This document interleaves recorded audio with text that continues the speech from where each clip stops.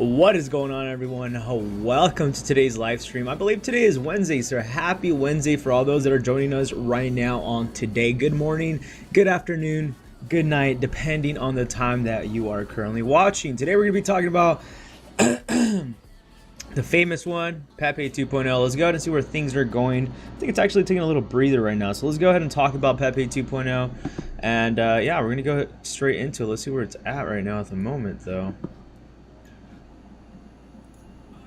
It's pretty crazy. 25.65, 24.64, 24. Okay, so MEXC's dumping down a little bit, probably going to retrace. So let's go ahead and see where the bottom is on this. Anyways, let me go ahead and check if we are officially live on my end right now. Give me 1 second. Comment down below if we are officially live, and let me know if the music's a little too loud down below in the section.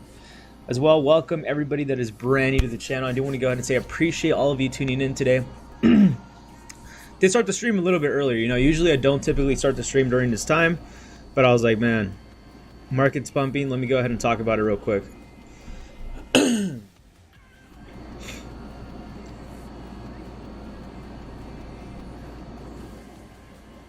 going to go ahead and give it a few more minutes, see if anybody joins us right now. As I mentioned, this is starting it a little bit sooner than usual.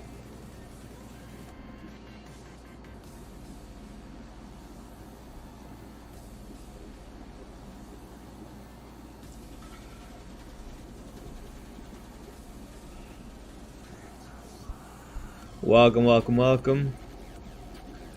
I should have titled it Pepe 2.0 is dumping because it looks like it's dumping right now. It was like literally pumping right now, so I was like, damn, I gotta go live real quick. Let's go ahead and see where things are going right now. Give me 1 second. Let me just post my link right here, my MEXC link. Go ahead and support the channel by using my MEXC link down below. This is one of my preferred platforms that I prefer to use personally. You know, go ahead and pull down any projects you want me to go ahead and review, any other altcoins, any other shit coins, any other projects. Go ahead and put them down below on the comment section or on this live comment. I think it's called a thread. Honestly, I don't even know what it's called, but we're gonna go ahead and Saeed, how's it going? It's going crazy, 100%, bro. Welcome, welcome, welcome today. Hopefully we don't get dumped on as soon as I go live, because I wasn't planning on going live till later on, but it was like literally pumping, and I was like, damn, I'm gonna go ahead and record this because maybe we go up higher live. So you know, we're gonna go ahead and see where things are going. I'm hyping up too, man. Congratulations on all the gains. Like literally these last couple of days we have been making some crazy plays, so I'm really excited for every one of us, you know, making this this money during this time of the market. You know, it's pretty crazy. I do think we also have to go ahead and ask ourselves, like, where is the bottom and where is the top? And that's something I kind of want to talk about today as well. It's remember to go ahead and take profits. I've been taking a lot of profits with Pepe 2.0. I've been swing trading it. Literally yesterday I closed about $900, a little bit over $900 in profit. Then the day before that, a couple days ago, another 700. Not all wins, right? I obviously have had some losses here and there, but so far my account has gone from 140 currently right now at $3,500 in like about a week, which is not too bad. It's not something that's very common, I'm gonna say. You know, can you go ahead and make, you know, turn a small account into a couple grand? Well, yeah, of course. I mean, I'm the proof right now at the moment, but it's not always the case, right? So I don't want any of you thinking that this is something that's very common in the space, especially if you're just jumping into, you know, crypto. Yes, you know, the account was able to grow very quickly because of the fact that I'm using 20x leverage, but also that means a higher risk, right? So you have to always go ahead and remember your risk to reward ratio when it comes to trading or investing into any project. The bigger the risk, the bigger the reward, right? And that's kind of the reason why I've been able to flip my account pretty quickly, but it's not always the case. You know, we've taken a lot of L's all the way from the last couple weeks, so we're gonna go ahead and see how we could go ahead and do today. Typically we always see a pump or during around this time, like a few hours, like about 3 hours, like during around New York session when the stock market opens up, and then we go ahead and see a little bit another afternoon pump, or, you know, midnight pump, depending on where you're at, around London and Asian session as well. So there's two pumps that I've been noticing. This typically happens with a lot of these coins. So moving forward, I think it might be best to go ahead and you know, take profits around the New York session time, and then go ahead and re-enter again later down the line as we're dipping like right now. Because like literally we were doing good, and then now it's like just taking a massive dump for whatever reason, probably because I went live, right? I'm just kidding. But yeah, we're gonna go ahead and see where things are going right now at the moment, and see how Pepe 2.0 is reacting. I know a lot of people are freaking out with Bitcoin right now at the moment, so maybe that's the reason why we're having some sort of dump in the market, as we see right here too. Look at these. We're seeing all these bots dump as well. Looks like we had an update on DEX tools, so nice. It's looking pretty good. So we're gonna go ahead and see where things are going. I mean, it's literally dumping like crazy, man. Look at this. Literally dumping like freaking crazy. Like, you can't make any of this shit up. Like literally it was pumping, it was doing pretty well, and then as soon as I went live, like this thing started dumping, man. But I think these dips are gonna get eaten up. I mean, look at this right now. Anyways, if you want to go ahead and support the channel, make sure to use my MEXC link down below. Currently giving all the way up to $20,000 in sign-up bonuses, and no KYC. It literally takes less than 3 seconds to create an account. You can create multiple accounts. You just go ahead and head over onto one of my videos and click on the link right here where it says $20,000 bonus, ALTCOIN John right here with MEXC. That is one of the best ways to go ahead and support the channel. But let's go ahead and take a look while we have Pepe on the side. Let's go ahead and do some quick little TA, and let's talk about some very important indicators that I believe we should be talking about in order to go ahead and confirm some sort of top or bottom, right? And what do I feel? Do I feel bullish? Do I feel bearish? So far right now it's looking pretty good. Oh, this is the DXY. I was about to say. We'll talk about the DXY right now too, but let's start off with Pepe 2.0.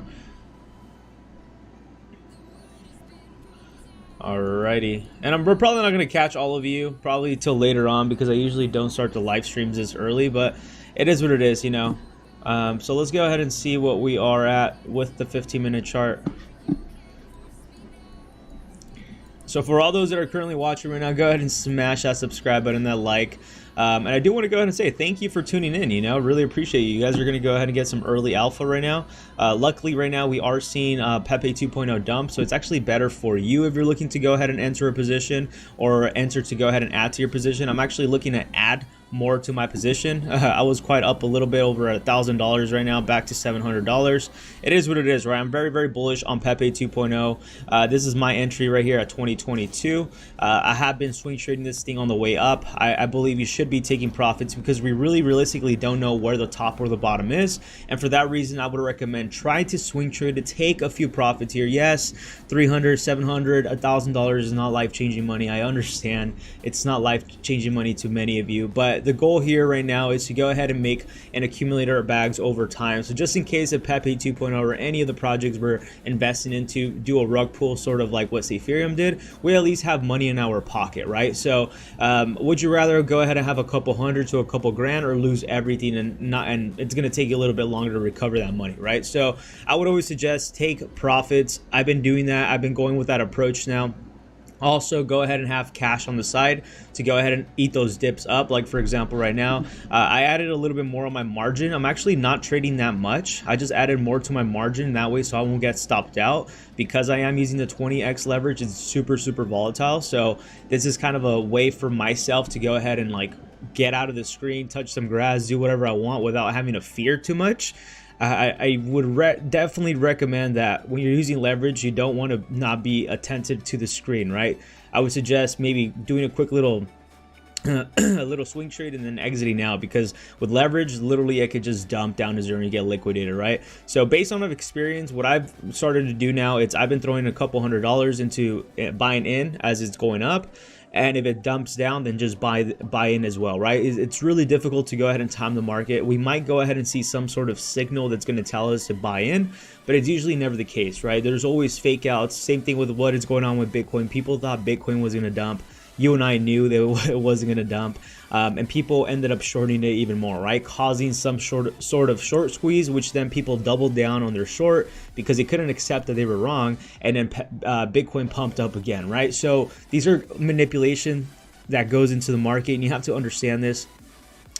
It's like probably a little bit over 90%. I always say it's about 95% it's psychology of the market, and about 5% of understanding support and resistance, and understanding freaking patterns and all this bullshit, right? So it's really more of a mental game, and understanding what you're looking at. And for that reason, I would suggest only trade a few tokens, right? Only get into what you understand. For example, I understand how Pepe 2.0 moves because I've been in Pepe 2.0 for a while, right? I know the potential of it. I understand the volume right now. I've been playing with Pepe 2.0 these last couple days.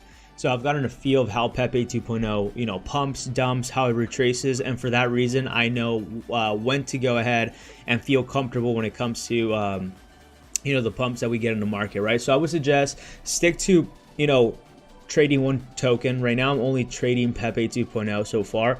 Unless I see something else that I really like, or I see value in to go ahead and throw money into, then I'll go ahead and do it. But right now, as I mentioned, my goal is to go ahead and stay away from all the shit coins, like the complete shit coins. Pepe 2.0 is a shit coin, but if you haven't seen this video yet, I've talked about how Ethereum did a freaking exit scam, and it was freaking insane. And you can actually go back to my live streams and see the live reaction of me getting scammed live, right? I literally went downstairs getting ready to go ahead and do the live stream, went to go grab some water. I'm like, dude, I'm freaking excited. New pre-sales coming out. You know, Ethereum's gonna make new all-time highs. Keep in mind, I only put $100. I put in about $120, turned that into like a little bit over $1,200, and then put another additional $500 of my own money. So my position at the time was about $2,000, right? So I was excited, and then I threw another $300 into a pre-sale, which we all know we don't do. I've told all of you we don't invest into pre-sales because 99% of them are scams and rug pulls. But since Ethereum, you know, ended up building that trust towards me, I was like, okay, we'll go ahead and throw some money. We did it, and literally as I come back, I'm looking at my computer and I just see Ethereum dump 95%, bro. 95%. And I was like, what is going on? And I was like kind of almost like freaking out, like I couldn't believe it. I was like, dude, I can't believe they literally just pulled that good ass scam on us, right? You can actually go ahead and see my live reaction on one of my other previous videos. I think it was like called Ethereum rug pulls or something like that live. I don't know, it was pretty crazy. You actually get to see my live reaction, right? Because when it comes to this, if I win, you know, we all win. If I lose, we all lose. It's no difference, right? People are like, hey John, you're getting paid to talk about Ethereum. You got, no, I didn't, bro. I wish I did, but I've always tell you that when it comes to a lot of these meme coins and these shit coins, it's all high risk, high reward. They're all gambling tokens, bro. 100% gambling, right? If you're looking to go ahead and get that little high of gambling, meme coins are your solution, right? I'm not endorsing them, but that's your solution to go ahead and make some quick money very quick, but also lose a lot of money very quickly. So this is the reason why I always suggest to my community, and if you are brand new, keep this in mind. Only invest in where you're willing to lose when it comes to these shit coins. You can't control the narrative. They're super manipulative. There's a lot of back ends that are being controlled, and it's all about, you know, hype. And as soon as it starts releasing to certain influencers, it's usually the time to go ahead and sell, right? Because usually a lot of these influencers will dump their tokens on you as soon as they make a video. So, you know, our channel is not that big anyway, so we don't have that kind of influence. But what I do want to go ahead and say, there's a lot of influencers out in this space that do get paid on the back end when it comes to a lot of these tokens. And I've gotten plenty of offers, and I've always declined them for that reason, because for me, morally, you know, ethically, I just can't go ahead and dump on the community that supports and watches my channels, right? I think there's other ways we could go ahead and make money ethically, but for me personally, to each its own. I can't do that. You know what I mean? I don't know how these influencers do it, bro. They literally will make all these videos, do all these tweets, and then as soon as it rug pulls, they delete everything. They delete all the evidence. You can go back to my channel. I have everything still there. All the projects that we got rug pulled on, they're still there. Why? Because I have nothing to do with those projects. I'm investing in them just like you are. You know, so that's the reason why I always suggest only invest in where you're willing to lose. These are all gambles. Even the money that I have right here, like I know in my head that there's a possibility that this thing could realistically dump all the way down, and we're toast. It's the reality of the truth, right? And that's what a lot of people don't talk about when it comes to a lot of these shit coins. But I love the volatility. You know, I think this is what I enjoy the most: the volatility, the people that we meet in the space, and the opportunity, I would say. Because keep in mind, I started this MEXC account after I got rug pulled so many freaking times, and I took an L after L after L after L. I had $150 left, and I threw it into Pepe 2.0 because I understood it, and I ended up just swing trading it all the way up. And you see right now, currently my account's 3,400, and hopefully we could go ahead and break above, you know, $4,000 to $5,000. But yeah, I started with $150 through leverage, right? Obviously, I was willing to go ahead and take that risk. There was times where I was in my position where I'm like, dude, what am I doing? I'm about to lose everything. I'm like 99% almost margin called.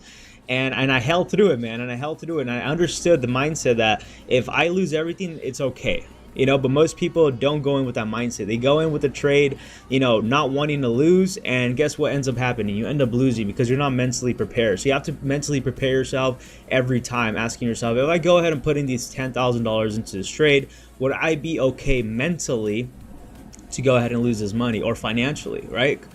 Because a lot of people throwing money they can't afford to lose. I don't want to hear no story about, you know, I put my life savings into this token and I lost it all. It's like, bro, come on, man. Like, who did you learn? Like, when did you ever thought that was a good idea, going to the casino, putting your life savings and betting on red, right? This is what we're pretty much doing when it comes to meme tokens. We don't even know the technical analysis we could do. Hey, what's up, Suave? How's it going, bro? Why Pepe 2 pump? Dude, Pepe 2 is pumping because of the short squeeze, I'm telling you. It's all the hype. I think we've entered some sort of meme coin season or altcoin season. All these altcoins are pumping. And I told you that Pepe 2.0 is going to be pumping because of the manipulation of the market. They're artificially pumping the market, and shorts are getting liquidated. And now we have a whole bunch of traders and a whole bunch of people that are FOMOing into Pepe 2.0, which is going to push the price up. And that's the reason why I'm trading it. I knew this since day one. I knew this since 2 million market cap. That's why I've been riding the wave from 2 million market cap. Currently right now sitting at around 10.70 million. I did mention that once we broke the 12 million market cap, it's going to unleash. It's going to unleash. I could be wrong, but it's going to unleash. 12 million market cap, in my opinion, it's a psychological point of resistance. And a lot of people are going to go berserk. And I do think that once we break 12 million market cap, 20 million and above is around the corner. That's all I have to say. I don't know if that's going to happen. I deeply believe so. And that's the reason why I'm betting in myself. As I mentioned, this is a high risk, high reward. The project is being manipulated by the team, I believe. And I was actually going to do some research on it, right? And then for some reason, the stream ended up cutting off. Coincidence, right? So if any of you tuned in yesterday and I disappeared, was because I lost connection somehow after I was going to go ahead and expose Pepe 2.0 team, and my connection went down. So we're definitely not going to do that today live. I'll definitely will go ahead and make a video and show you what kind of research I found that the Pepe 2.0 team is doing. But regardless of what they're doing, there's an opportunity to make money, right? It's like for example with Luna. Like, if you knew Luna was going to crash, but you knew that you were able to make money, are you willing to go ahead and take that trade, take that risk? And if no, then I wouldn't recommend any of you touching any of this, right? I wouldn't recommend you touching Pepe 2.0. Dude, I'm touching Pepe 2.0 with leverage. Imagine the volatility Pepe 2.0 already has with manipulation, and then with leverage, dude, it's like you're out of your mind, right? But I'm willing to go ahead and take that risk. So I wouldn't suggest any of you, if you're not comfortable with what is going on the back end. As I mentioned, there's a lot of manipulation that I've noticed going on with Pepe 2.0. As you can see, even this wallet address are here, 5819. This is a bot. They literally buy and sell every time it pumps and dumps, and I believe the team is doing that because they collect 2% of buy and sell on volume. So imagine 2% out of $754,000 on a 24-hour volume, right? So if they do get to the numbers of a 10 million to 20 million, they're making bank. They're making millions literally every day. So I think that's why they're doing it. But as well, you know, shorts are getting liquidated. So this is the reason why Pepe 2.0 is pumping. And as I mentioned, I think once we break 12 million market cap, this thing could potentially pop off. I think 95 million market cap is very doable, but I wouldn't really rely on that. My number is 20 million. With 20 million, if Pepe 2.0 goes to 20 mil, I'm going to be a happy camper. I'm going to make some nice gains, and I'm making some nice gains right now, right? So I would suggest all of you to go ahead, you know, be patient, buy the dip if you see any, and then just swing trade it up. You know, whether it's $300, a couple grand you could get out, swing trade it up. You do not want to bag hold this thing. You don't want to bag hold it. You don't want to do that. I did that with Safe Ethereum. That was my last L I needed to take to go ahead and say, you know what? I'm not going to go ahead and bag hold too much anymore because I understand the risks behind it, right? So with Pepe 2.0, because of the volatility, I've been swing trading this thing all the way from over here. Look, I've been literally swing trading Pepe 2.0 since over here, since these areas right here. So literally after every pump it has, let's see if we can zoom out. So I entered Pepe 2.0 right here, sold around here, sold around here, bought in right here again, bought in more right here, rode the wave, sold right here, bought in right here again, sold around here, bought in right here again, bought in some more, sold, bought in some more, sold, bought in some more. So I've been literally just buying as it's going up. Yes, I do have to pay a lot more. Yes, my bag's not worth as much as it would have if I would have been holding on to it. But as I mentioned, because of all volatility and because I understand the risk behind it, I'm not willing to go ahead and put myself 100% on that risk just yet, right? So I would rather go ahead and take profits.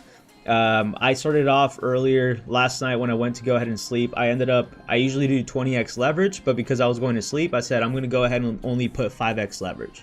I only did 5x leverage, put in only about $400, woke up to $800 in profit. And then I added to my position and I did 20x leverage because in my opinion it looked bullish. So I would suggest keep your eyes locked on this.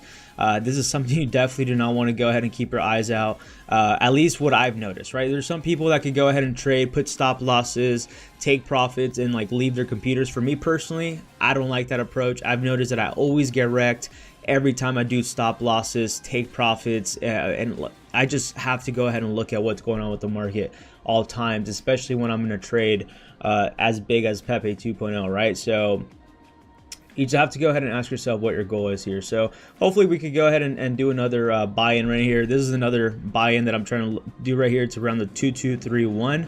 So I've actually have placed an order right here. If we could go ahead and get triggered, this is going to add to my position. And I do have cash ready on the side to either add more margin or to go ahead and add more to my position. But yeah, Pepe 2.0 is just pumping because of manipulation, and traders are seen as volatility. And a swing trader likes making money. So they're buying.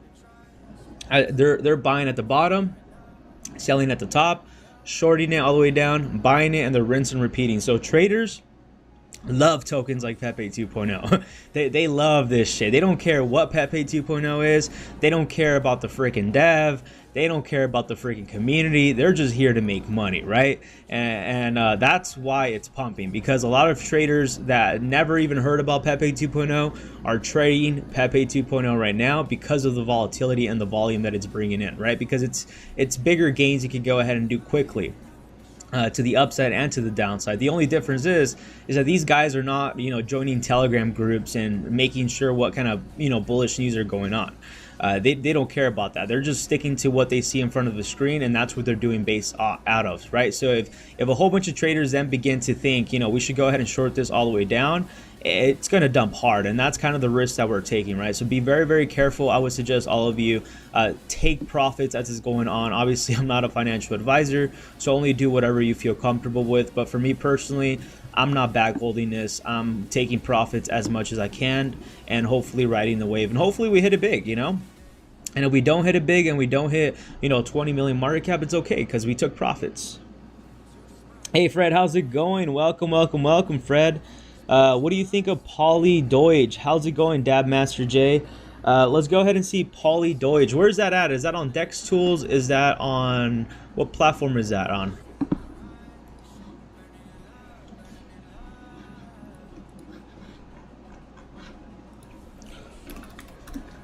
Poly Doge. Is it this one right here? You just comment down below if this is it. That'd be great.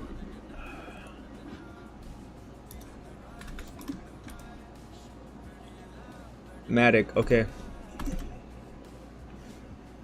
I think it's running on MEXC as well. It's on Spot Exchange.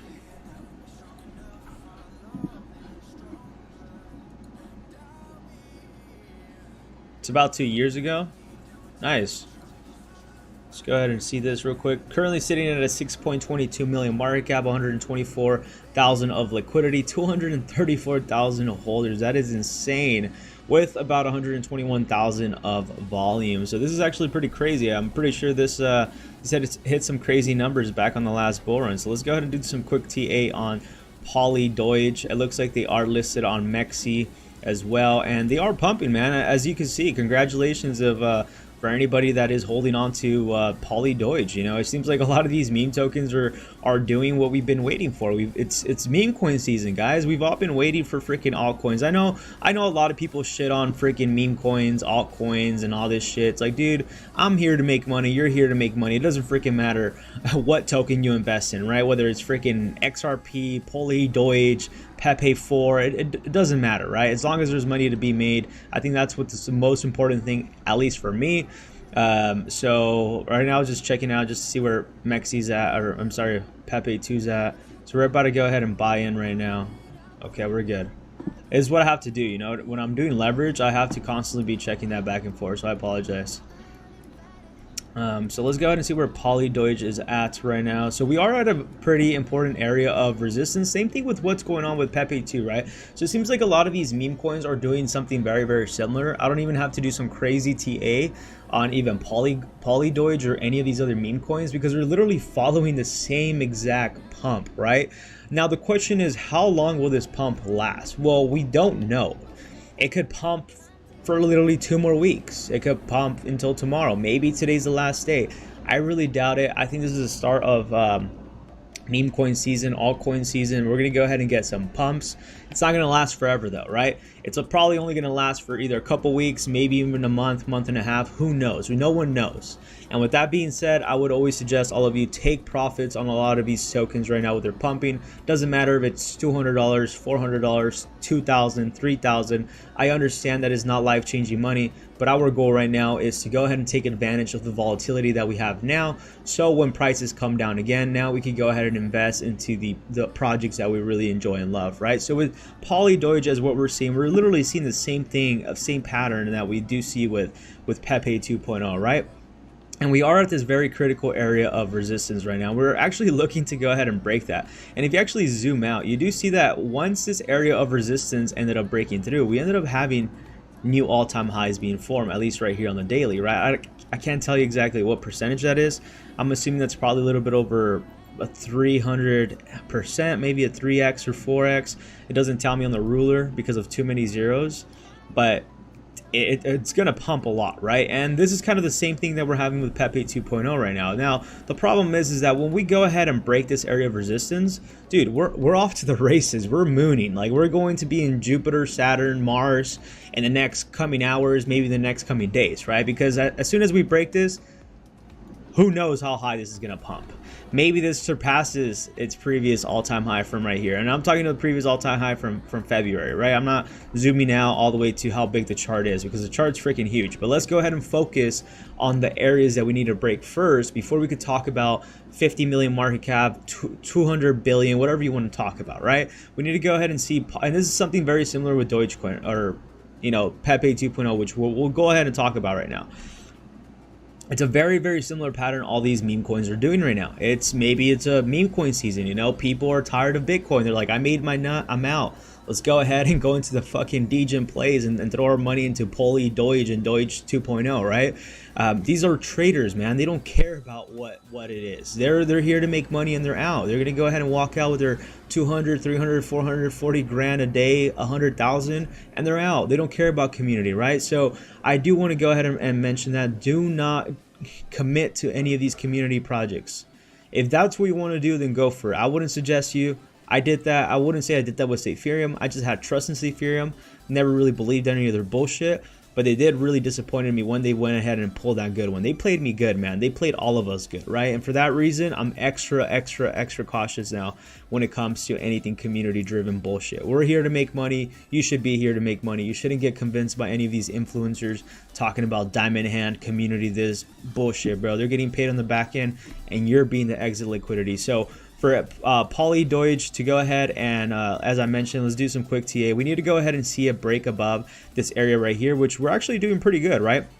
As soon as we're able to go ahead and hold and break above 7604, this thing's going to take off. We just don't know how far it's going to take off. Maybe it goes to its previous all-time high back in February or March. Maybe it goes up even higher. Maybe it hits its all-time high from when the token was released, right? Which is pretty high. And with that being said, I've always said how there's something very, very similar when it comes to all these meme coins, is that after they go ahead and pump and they have this massive dump, they consolidate for a while. They consolidate, and then they start pumping again, and they make this massive U-turn, and they dump again, and they try to find support, and maybe it does have another leg to take off, or maybe it dies down. So for that reason, make sure to take profits, collect the money. No one ever became poor taking a few grand or a few $100s on their trade. So just be aware of that. As I mentioned, as soon as, you know, Doge or Poly Doge holds and breaks above the 7.6 area, and then as soon as we break the 24 area, this area right here, then we could go ahead and talk about the next leg up, which could potentially be around the 50 area right here. So it's going to be a staircase effect, right? The goal is for us not to go ahead and moonshot forever, because the more we just go straight up in a line, the harder the fall is going to be. So ideally, we would like to go ahead and see these tokens pump, dump, pump, dump, pump, dump, right? And that's going to make it a lot easier for us to go ahead and enter a position, and most importantly, know that we're not going to fall too freaking hard, right? So that's it for Poly Doge. Go ahead and comment down below any other project you want me to go ahead and check out. Let me check my trade real quick on Pepe 2.0. So we are quite down. As you saw, we were at 1,000, currently right now $750 in profit. As I said, I added a little bit more to my position, and I'm hopefully going to get filled in right here too at 22,231. So hopefully we could go ahead and get that area hit, and we'll talk about Pepe 2.0 support and resistance and areas we need to go ahead and focus on.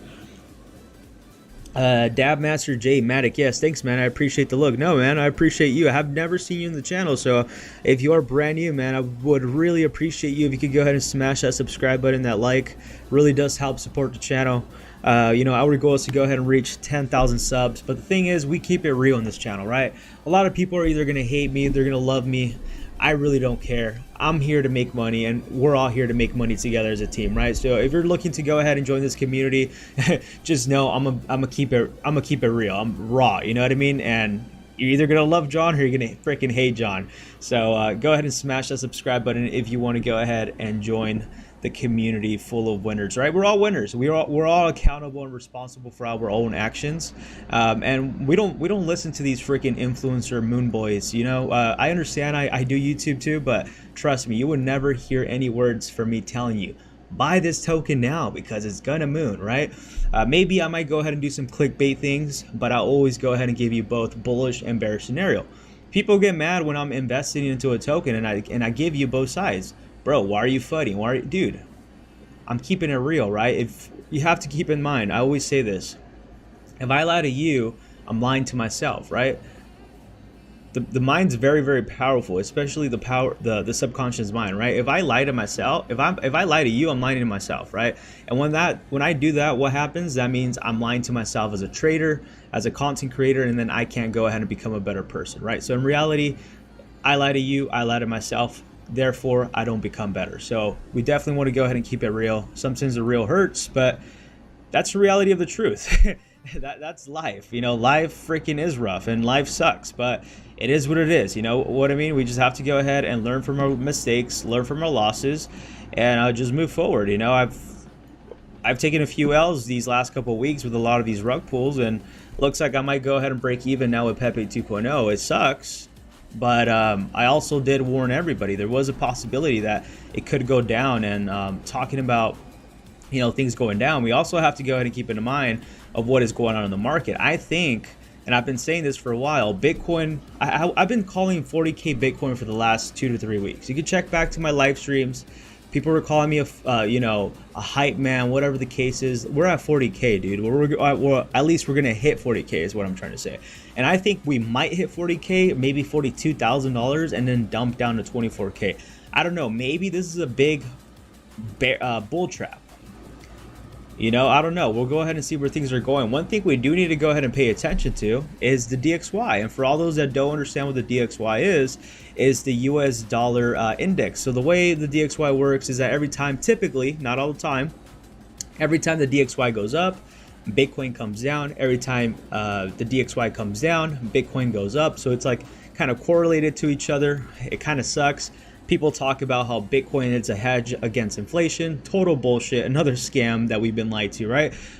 So honestly, that's where you kind of ask yourself, it's like, everything are we doing? Are we really doing it with a real purpose, or is it just all manipulation? Well, I don't know. For me personally, I think it's all manipulation, but at the end of the day, you either play the game or you get played, right? And definitely we don't want to go ahead and get played. So as long as we go ahead and keep this neutral level of understanding of what's going on in the markets, I think we'll be able to capitalize with what the big dogs are doing, right? Manipulating the market, we have to go ahead and ride their wave of whatever manipulation they're doing. That's a reality of the truth, especially when it comes to trading. You know, there's a lot of factors that cause the markets to go up that people don't understand. For example, wars cause the stock market to go up.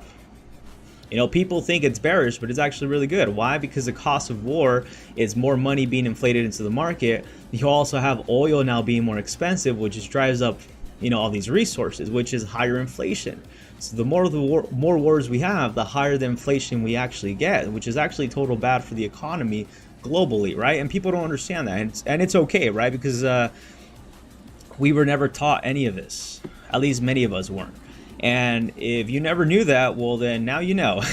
Now you know. But we need to go ahead and take a look at the DXY. This is a very important indicator that I've been using for a while. So far, we've been literally calling almost every top and bottom. Not 100%, right? Because I made mistakes. Well, you know, I'm a human being, and I make mistakes. I'm not perfect. I don't want to be perfect, and I don't want to be right. You know what I mean? I'm here to learn, become a better person every day, and most importantly, become a better person for myself. Because if I become a better person for myself, I become a better person for all of you watching right now, and I become a better trader, right? So with the DXY, we have been talking about the DXY overall, and we've actually kind of called this top right here. I don't think this is where the DXY is going to fall down to. I do believe that the DXY will go ahead and approach the 108 area. Now the question is, will the DXY go ahead and get rejected right here and potentially come back down to the 104 area? What does that mean, John? Well, that means that Bitcoin and cryptocurrencies will continue to pump if the DXY does come down to this level right here at the 104. And obviously, if we do go ahead and have the dollar crash, it's going to be super bullish for the markets, for at least for you and I, right? Most people are going to get wrecked in this world, unfortunately, and that's what usually happens in these markets, right? Someone has to get affected in order for the market to react a certain way. Most people that are not invested into the market or don't understand any of what we're talking about, they're going to get wrecked in life. You know what I mean? It is what it is. But if you understand all of this, you know how to protect yourself when certain events happen, right? And I think one of the biggest things we should always focus on, and I always talk about, it's obviously improving your knowledge, right? Becoming better, understanding how these markets move. Don't just freaking guess and throw a dart and hope Deutsche, Elon, Pepe 2.0 moons. You know, you have to understand why these markets move a certain way, and a lot of people are not willing to take their time to understand this, right? And when you don't go ahead and take your time to understand this, that's usually when you go ahead and get wrecked and you start to lose, right? So I would always suggest all of you question everything you see, everything that you look at, question everything. You know, you have to go in questioning everything and always understanding both sides of a scenario, right? Ask the question of, why is this happening? And then eventually you'll go ahead and get a better understanding of how the market moves, right? The only way you can really understand the market is by literally watching this every freaking day. It might take years, it might take months, I don't know. I could go ahead and tell you that I've been analyzing these markets for a while, and still to this day I learn something new every day. And most people are not willing to go ahead and do that. And for me personally, I think that's what defines someone that understands the movements of the markets. And as I mentioned, these markets are like 90-something%, in my opinion, 95% psychology and like about 5% patterns and freaking indicators of fundamentals. But most of it is all psychological. It's all psychological game. It's all a game of cat and mouse. We're all chasing each other, and we're all trying to figure out what the price really should be, right? The supply and demand. And that's what people don't understand. Some people just stick to patterns, doesn't work all the time. Some people just stick to this scenario, doesn't work all the time. For example, Bitcoin, people were calling Bitcoin was going to dump to 12K. Look at where Bitcoin's at right now, 34,000. I've been saying that. And once you understand and you read these kind of indicators, you have a better edge in the market, right? And you're able to make your decisions when it comes to trading a lot better. Not 100%, not freaking 100% freaking profits all the time. No, you have to lose. You're not always right when it comes to this, right? And the people that got wrecked, and the reason why Bitcoin went up even higher, is because the shorts couldn't, they couldn't just say no. Oh, sorry, I think I got wrecked. Maybe I was wrong. No, they weren't able to go ahead and take responsibility or accountability. They said, I'm doubling down now because Bitcoin has to go down to 12K. And for that reason, Bitcoin has been pumping ever since. And maybe, I don't know, I think maybe this could be another possibility. Maybe shorts are going to double down even more. They're probably going to quadruple down. They're going to say, this has to be 12K. It can't be 40K, and we might pump to 40K. So don't be surprised if we do see Bitcoin pump to 40K. I wouldn't be cheering on too much. I think the bull run is going to be until 1 year to 1.5 years. That's my opinion. Doesn't mean we can't go ahead and have these bullish runs in between the market and make money. But this is the reason why I say you have to understand what we're looking at. So if the DXY does go ahead and dump down below, we are possibly looking at Bitcoin hitting that 40K and going up above. And meme tokens running up. If we do go ahead and pump back up and break this area right here, and we do approach the 106.985, ideally I would say then we are more than safe going to go ahead and continue to go back up, which is going to go ahead and cause a dump in a market. So you have to be very, very careful with this.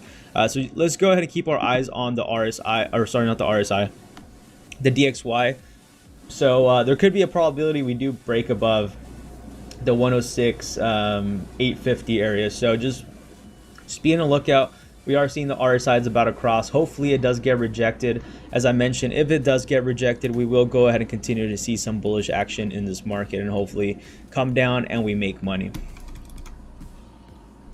Hey, Addicted Mellows, how's it going, bro? Raj, how's it going, man? Great to see you here. Rose, I already did. Awesome, Dab.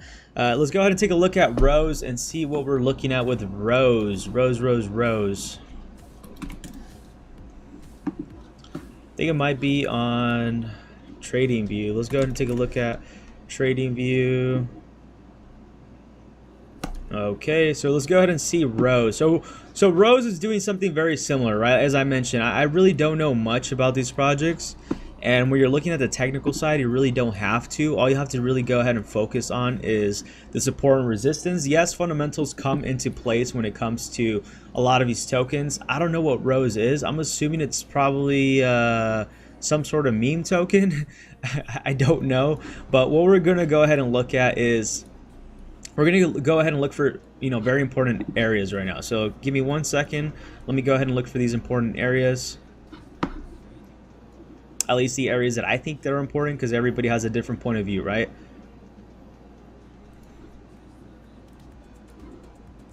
Let's go ahead and draw that down real quick. Let's see.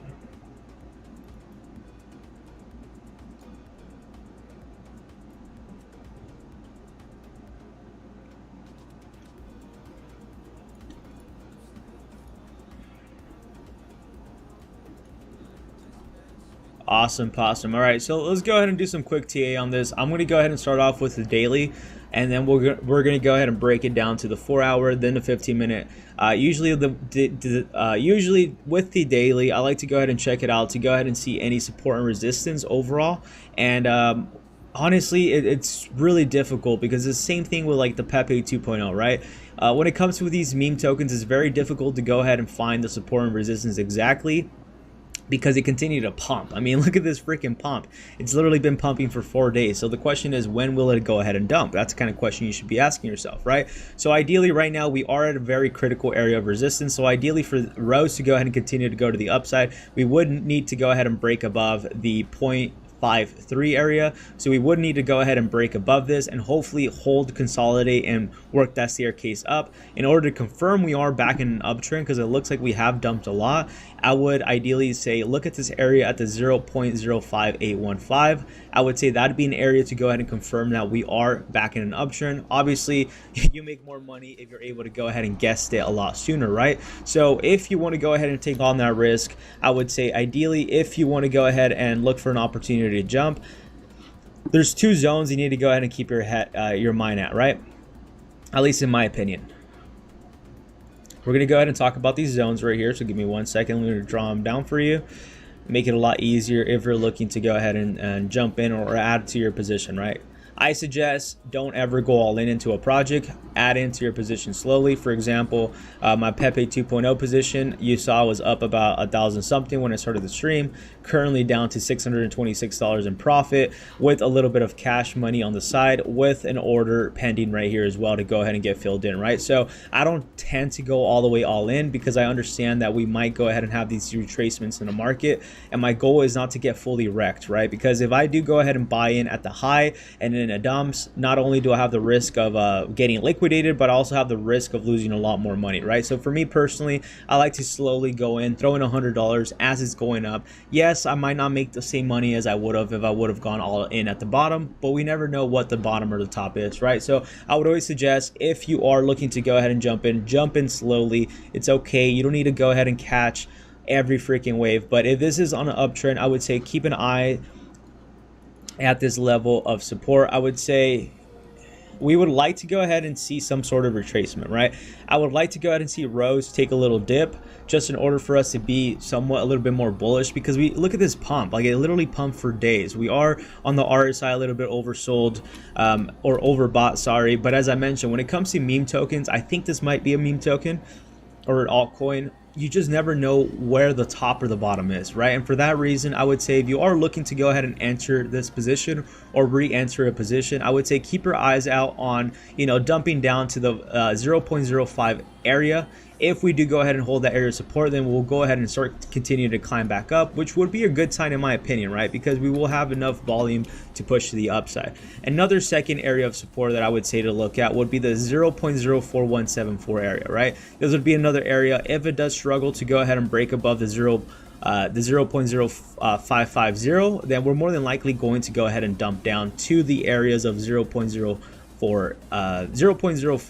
or even as low as 0.03, and that's where the bearish scenario comes in, right? So this is the reason why you have to be very, very careful if you do go ahead and enter a trade right here at this area, and if you don't see it consolidate and you see it get rejected, more than likely it's probably going to go ahead and fall down. If we do see it fall below the 4550, and by here you might consider cutting your losses or waiting to go ahead and re-enter a trade, right? But this is the reason why you don't go all in, because if you only put in a couple $100, a couple grand right here, and you still have, you know, money in the sideline because you really believe Rose is going to hit, you know, new all-time highs, then I would just throw in a little bit of money here. Let's say it gets rejected. Well, it's okay. It falls. It's okay. We throw in another couple $100 in here. It dumps. And then we could either go ahead and capture it right here, or we could just go ahead and wait for the confirmation. And you're like, hey, John, I don't really want to play that game. It's really, really risky. I'm here to just make a nut real quick. I would go ahead and ideally wait for this thing to dump, wait for it to go ahead and try to retest this area one more time. And if it gets rejected, we're more than likely to say that we are going to go ahead and fall all the way down to these areas right here, which is around the 0.03 and the 0.036. And in order to go ahead and play it a little bit safer, which there's no such thing as that, I would say ideally wait for this thing to go ahead and break out around this zone right here. And this zone right here is going to tell you that you are back in an uptrend. But yeah, you have to go ahead and give out some gains. It's just part of the game, right? You can't capture every wave. Realistically, you're like, hey, John, what if this thing just moons to 20x? Well, then that's why you only throw in a couple $100 or a couple grand around these levels, just in case that does happen, right? So I would suggest, you know, enter in slowly. We do need a pullback though. We are destined for a pullback. It doesn't mean we're going to have one immediately. It doesn't mean we are required, because this is crypto. It could do whatever the fuck it wants to do. This thing could just pump to 20 bucks if it wants, but ideally we would want to go ahead and see some pullback, at least on the daily, right? Let's go ahead and switch over to the 4 hourly to see if any of that hit. So on the 4 hourly, looks a little bit better, right? So it looks like some sort of reversal by B happening. This is a weak high right here, so we could go ahead and slowly come back down to the 0.048. I would place a small trade here and see if we could go ahead and retest that area. If we do go ahead and retest that area, then I would add more to my position right here around this zone. So it's almost around the same thing. As I mentioned, I don't like to focus too much on the RSIs, because when it comes to tokens that are this volatile, it doesn't freaking matter sometimes. But just be very, very careful. That's on the 4 hourly, so I would just wait, in my opinion. Let's go ahead and see, because every time it topped the RSI, we always saw it dump. So it does need to retrace down. It at least needs to come down to the 474 area, or at least down to 4.5. But if you're patient enough, I would just say wait for it to retrace and find a level before you know, throwing some money in, or just go in slowly, throw in a couple $100, then wait, and then just see where the trade goes. And if it's going up, then just add as it's going up. If it's going down, then just begin and go ahead and cut your losses. Hey, Black Ranger, how's it going, bro? Hope you're having a great day today, bro. Long time no see. Well, actually, I saw you yesterday. That's Cap. Capping to you. Hey, Natoshi, my favorite YouTuber of all time. How's it going? Shout out to Natoshi. If you want to go ahead and learn how to become a better trader, that's why I've been you know what, guys? The reason why I've been a better trader now is because of Natalie. Go ahead and check her out. This is her channel right here. Natoshi. Natoshi. Is it Natoshi or Natushi? I'm gonna say Natoshi. You can go ahead and check her out right here. I'm good. How are you? I'm doing good. I can't complain. I mean, the market, besides the fact that I just got wrecked, it looks like she just posted a video about 9 minutes ago. Beware of Bitcoin. I wonder what's going on. Now we can make a video of John reacting to Natalie's videos, right? I wonder what's gonna happen. I'm gonna definitely have to watch this video. This is concerning me now. But yeah, the market has been pretty good. I mean, the market has been half and half. You know, a lot of rug pulls this last week. But if any of you want to go ahead and support Natoshi, go ahead and give her a look. She's really good at TA. She does trade the Forex market. Way better trader than me. I actually learned a lot from her. You know, I've been learning a lot from her channel, so I would definitely go ahead and check her out. I always say one of the biggest thing is to go ahead and become a better trader, become a better person overall. You have to go ahead and surround yourself with people that are better than you, right? And that's the case with Natoshi. She's really good at what she does, and for that reason, I watch her, you know, and I trust her. You have to be very, very careful who you listen to in this space, especially crypto. A lot of shady motherfuckers. But yeah, go ahead and support her. She's really great, and she's really fun. But yeah, you know, the market has been pretty good, besides the fact that I've got scammed, as you can see last time. Ethereum exit scammed, and then I got scammed freaking almost live, pretty much. Literally, I went downstairs, grabbed water, and I come back to my trade being 95% down, and I'm like, shit, dude, what just happened? And I was like so mind blown because I was about to go live. So yeah, that wasn't too good. Yeah, but so far it's been pretty good right now. Riding the wave with Pepe 2.0. Have been making some gains. I'm going to have to look at this very, very carefully because we are at right now at the 23.36. I don't like my liquidation at where it's at, so I might have to add a little bit more to that. Natoshi says, ha, scam. This is so funny, but it's not. It is fucking funny, dude. It's fucking hilarious. It's honestly freaking hilarious, dude. It's actually quite funny because they played me pretty well. I feel like I got played. Like, seriously. Do it for the people. Yeah, you have to do it for the people. You have to do it for the people. No, yeah. Ethereum, dude, that was a good freaking game. I feel like Ethereum almost felt like I had a girlfriend that I believed in, and she just cheated on me. That's what Ethereum felt like to me. Like, realistically, it felt like everything was going good on the relationship, and next thing you know, I catch her cheating, and she's like, "Yeah, you weren't good enough." I was like, "Fuck, dude." And that's why I feel with Ethereum. That's why I kind of feel betrayal from Ethereum, because they literally built our trust. Hey, look, Nat, this is what you don't understand. Ethereum literally built everybody's trust. They went ahead and created another token, and I would normally not buy into pre-sales because they're fucking scams, and I got scammed last time live too, and I said, fuck that, I'm not touching that ever again. And I was like, yeah, you know what, it's Ethereum. They already won my trust. I've already made money with them. I'm already making money. It's fine. Let me go ahead and throw in more money. I throw in more money, and then they rug pull both projects. So they literally walked out with like over $10 million or something like that. It was actually quite insane. Yeah, that thing kind of mind fucked me for a while. I'm still kind of mind fucked right now. I'm just like, dude, they played us so freaking well. You can't make none of this shit up. It's crazy times in crypto though. That's what you get in crypto. As I mentioned, you have to go into every freaking meme token knowing that it's a scam and understanding the potential of it being a scam. This is the reason why you only throw in money that you're willing to gamble, because meme tokens are 100% gambled. I don't want to hear no bullshit about, you know, this shit's community driven, it's going to the fucking moon. Bullshit. Will it go to the moon? Yes. But 99% of meme tokens are fucking scams. They're scams. It's that simple. You could make money though, but timing the market's a little difficult. You know, I've been trying to come out with a strategy of when to go ahead and know when to sell a token before they rug pull, and it's really difficult. Sometimes they last for 2 days, sometimes they last for 3. Typically the longest I've seen one of these tokens run for, and this is already the second confirmed that I've noticed, has been 2 weeks. Usually when a token lasts or runs for 2 weeks, that's usually the tops, and you have to be selling by then. 2 weeks is tops when it comes to meme tokens, and 2 weeks, it's like, it has to be a really good life-changing project, and that could be like a Shiba, like a Pepe 2.0, all those. But to come across projects like that run for 2 weeks, for example, say Ethereum ran for 2 weeks, those are really, really, really, really rare for those to come across. And if you do come across, it's about a 1%. But most of the tokens that you come across, meme tokens, they're going to go ahead and rug pull you within 15 minutes, within 3 days. At the max, 2 days. A really good rug pull would be 2 weeks. Natushi says no way. Yeah, 100%. They did some crazy ass shit. I'm gonna show you the chart right now.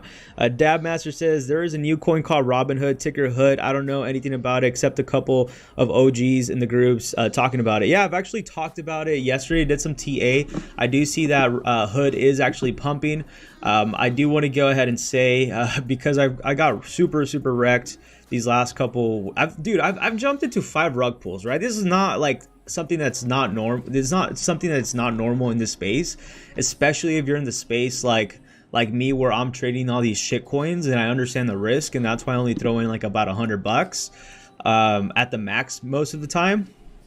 But yeah, getting rug pulled in meme tokens is nothing like shocking, right? But it is shocking when they pull out a really good scam, and say Ethereum has been all over and everybody has been talking about it. So it's not something that it's brand new in the space. Getting scammed in the space is it's super normal, and I don't think that's good. I don't think it's good to go ahead and say that, oh yeah, man, it's a high probability it might go ahead and pull a scam on you. 99% chance you might lose all your money, but community, yes, community. You can't make any of this shit up. So I actually did go ahead and talk about Robinhood yesterday. I think they have a pretty cool platform. I do see they do something with like AI images. I really don't know what they do. And honestly, I really don't care because they're going to rug us anyways. It's just a matter of when they will go ahead and do that. I'm not invested into Robinhood, but when it comes to TA with these meme tokens, it's very difficult to go ahead and understand where the top and the bottom is, right? Like I said, usually a meme token usually lasts anywhere between 1 day to 3 days at the max, 2 weeks being, and then usually they typically die. So you want to make your money within that time. Is there a way to go ahead and time that? No, there isn't, unless you have insider information, which about 90% of the people that jump into these projects usually do. Then you really can't time where the top or the bottom is, right? So if you do want to go ahead and try to look into jumping into this, I would say only throw in a couple bucks. I would say no more than $100 to $300. Typically, that's my idea when it comes to meme tokens. No more than that. And the reason why I say that is because if the project is meant to be the next fucking Pepe, like they all sell as a dream of, $23 should be more than enough. $20 should be more than enough. Why? Because I've actually looked into the Pepe whales wallets, and I've seen how much money they made off of such a small investment, and they've turned $23 into like $1 million or $3 million, right? So it's possible, but the chances for you to hit a Pepe, it's like slim to none. It's like 1%. So when it comes to meme tokens, the goal is to go ahead and spread your money overall. For example, if you have $1,000 that you want to throw into Robinhood, which obviously none of this is financial advice, I would go ahead and rather have all of you throw in and spread in your money into 10 different projects and throw in $100 on each. 9, probably 8 out of 10 you're gonna fail. You're probably gonna get rug pulled by more than 50% of them. Maybe 2 or 3 you might hit. You might break even on some of them, and out of all those, maybe one of them might be the one that's really going to take off. So the chances, it's really more of a playing the odds games when it comes to meme tokens. It's all about chances. It's all about how many opportunities you have. So the more you can spread your money into different tokens, the higher the chance you have to hit that big lottery. And that's really what the strategy is, you know? And I just tell you, like, bro, like, how's that a strategy? Well, that's what you're doing when you're jumping into meme tokens. it's all a gamble. It's all a gambling. It's all a gambling token, pretty much. So if you do want to go ahead and jump into Robinhood, even if we do talk about support and resistance and all this bullshit levels, it doesn't really matter. It's gonna do whatever it wants to do because it's manipulated and pushed. But if you do want to go ahead and enter this, I wouldn't wait until we break above this area right here, which would be around the 2349. Ideally, I would like to go ahead and jump in around this area, hopefully see it consolidate and maybe go in right here, because that means we could go ahead and go up. But as I mentioned, these are meme tokens, so maybe the team decides to go ahead and pull the rug right here and then it dumps. I don't know, and that's kind of the difficulty when it comes to it. As I mentioned, if you really want to go ahead and jump into the hype, I would throw in about $100, maybe even only $40. But typically when it comes to these meme tokens, you want to go ahead and be jumping in right here. This is where it's worth risking it, around this area right here, because look at that. Even if it does fall below, you can still go ahead and pull out with profits. So ideally, we would like to go ahead and see it hold above this area, retest this area of resistance. If it gets rejected, we're more than likely going to fall and it's dead. But if not, and we break through, then there is enough momentum and bullishness into the project. So, but volume is slowly coming down as well. So you have to keep that in mind. But if you do want to gamble into meme tokens, I would suggest you looking for them when they come out around right here. And that's when they're super fucking sketchy. You're talking about no website out, the Telegram's like super dry, Dex Tools is not updated, their liquidity is at like $10,000-$20,000, and that's typically where it's worth taking the risk, right? When you get into a project, a meme token where I have 1 million, it's a higher risk in my opinion with a low reward. Unless this is supposed to be like the next Pepe, as they all claim, right? But this is hot trendy 9. I do want to mention Dex Tools. All these platforms get paid to go ahead and advertise, so it's just a lot of bullshit. It's a lot of bullshit. That's what I gotta say. Like for example, Lisa, right? We got into Lisa pre-sale live. I got in early. Luckily, they didn't pull the rug too early. But they did pull the rug. I mean, look at this right here. You can't make any of this shit up. You really can't. You can't make any of this shit up. So because we got into the pre-sale, I got in right here. I didn't take my profits at 3x because I thought I was going to go up higher. It didn't. So I ended up selling right here when it looked like it was going to dump. And I ended up making a few dollars more, probably $200. I put in $100, made 200. Not that bad of a trade, right? Not life-changing, but not too bad of a trade. And then it dumped and it never recovered. So this is kind of the risk that you take with a lot of these tokens. And typically, I do want to go ahead and tell all of you, usually when a token gets listed on MEXC, they usually dump 90%. Lisa got listed on MEXC, and as soon as I found out about the news them being listed, I sold, bro. I said, fuck that. I'm out. And if they provide futures trading when it comes to these meme tokens, when they get listed on MEXC, you short them all the way down to zero. That's what you do. And you'll make a lot of money that way too. So there's different ways to make money on these meme tokens. You either get in super early, take on the risk, make your nut. They get listed on MEXC or LBank. Then you go ahead and open a short position and you ride the wave all the way down. I think that's probably like the best strategy that I've come across so far. But it's not always the case. It's like 2 days old. It will probably go down a bit first.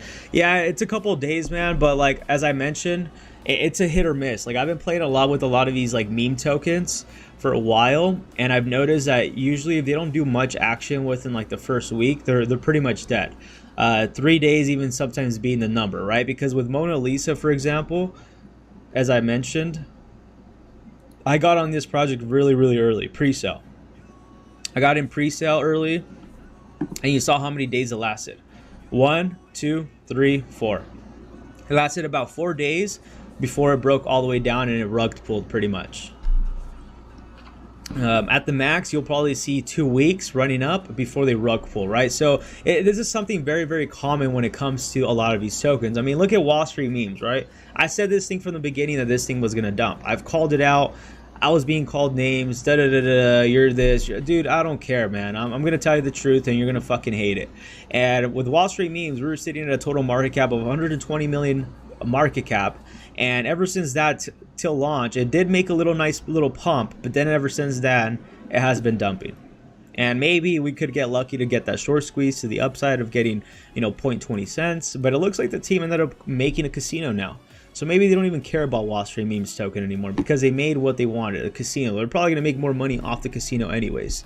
But with that being said, you know, even so-called successful projects don't last that long. And prime example is Wall Street Memes. 120 million market cap, you know, and now it's at 45 million market cap. It's freaking insane.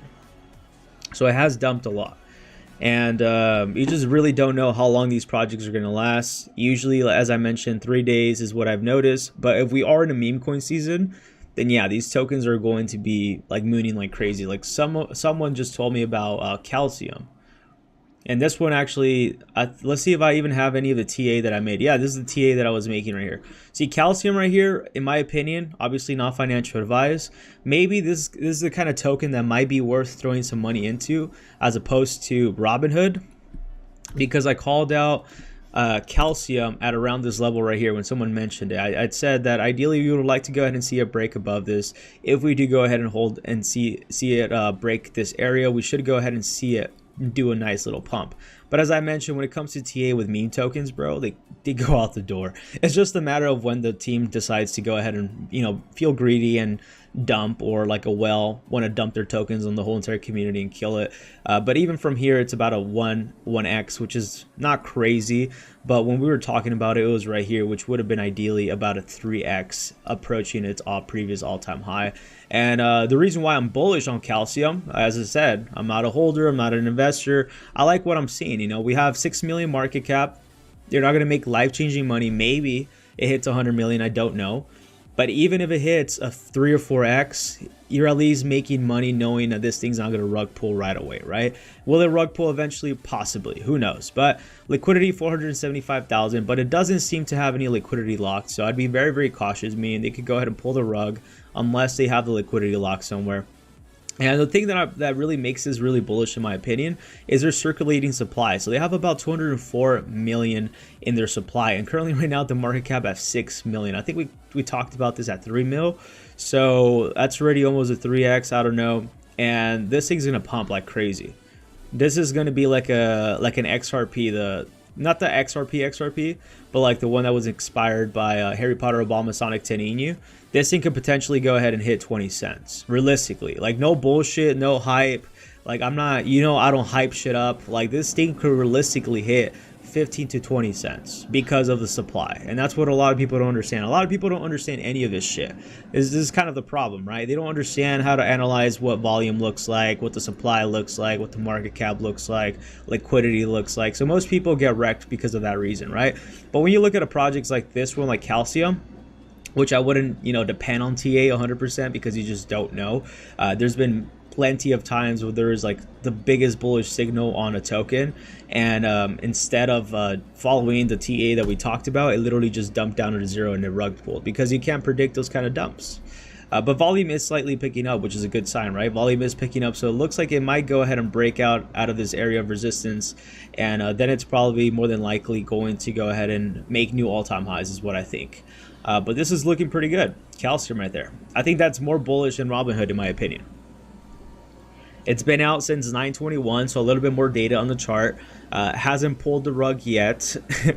And, you know, it's nothing but pros, in my opinion, besides the fact that liquidity is not locked.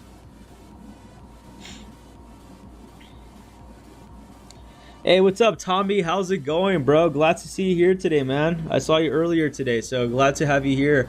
Go ahead and show me any other projects you want me to go ahead and talk about. I know one of you told me about this token called Lockheed Martin. Let's see what the fuck, dude. Martin has been doing pretty good. Congratulations to all those that jumped in. See, I didn't jump in. This is the kind of tokens I want to go ahead and jump in. I mean, look at this insane return, 19,000%. What is that? Is that about 190x? Or maybe even more? That's freaking insane, man. Millionaires were for sure created on this. But the question is, I don't think they had enough liquidity to do that, but it's insane. This has been out since 10/18/23.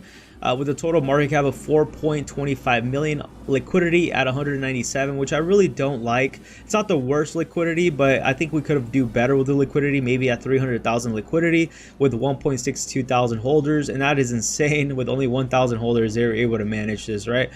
So this one's doing pretty good too. Congratulations. I think this one's gonna do well. I don't know why. It's usually tokens like this that are so fucking weird. I can't even show the website. It's like literally like an anime or some shit like that. Like they usually do freaking like good. I mean, the prime example is Harry Potter Obama Sonic 10.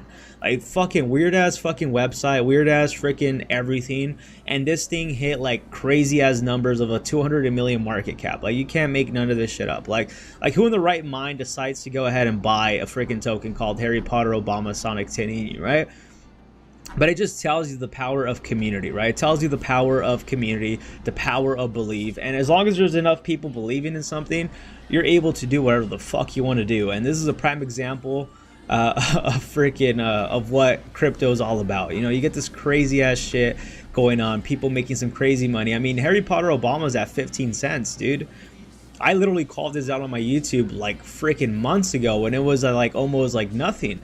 Unfortunately, I was waiting for an entry and never got into the entry, but I titled it like the next best meme token or some shit like that. I called it out around right here, around this area right here. And then I cleaned up my computer and then all my favorites deleted, so I never, you know, ever came across it again. And next thing you know, it was freaking trending and I checked it and I was like, oh shit, I talked about this project. I created a short out of this, so unfortunately I missed out on the pump. You can't capture every one of them, but yeah, this is the kind of the, I guess, kind of the luck that you get with crypto, right? You just have to go ahead and like take so many L's, and eventually you might get lucky into hitting one of them, and maybe the one you don't invest in or you forget to invest in takes off. I mean, look at this. I saw this at its all-time high at over 200 million market cap, 12,000 holders, 4.56 million liquidity. I remember joining their Twitter spaces when there was like 5 people in there, and these people were bullish, man. And that's what tells you the power of community. You know, you could literally do whatever you freaking want in this space. And we're gonna go ahead and see where things go. I mean, everything looks so bullish about Harry Potter Obama, and the ticker symbol is Bitcoin, which is actually quite funny. But yeah, this is you can't make any of this shit up. You really can't. And this is kind of the thing. You have those kind of people in crypto where, like, you know, they talk down upon, you know, people that trade these shit coins. I understand the point of view, but honestly, like, if you don't have thousands of dollars, then you can't really make that kind of money in Bitcoin, in my opinion, right?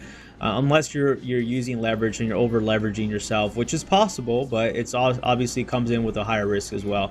I think that's the reason why people love meme coins, because of a community. You know, they want to go ahead and spend time with other people, like-minded individuals. It's kind of like you're paying for a membership, right, to go ahead and join this exclusive community that everybody believes in. But realistically, most of them are fucking rugs and scams, bro. Hey Jonathan, how's it going, bro? Yo, bro, what is going on? Thanks for joining us today. How long are we into the stream? We're already about an hour into the stream. Continue to show me more projects, by the way. Show me more projects.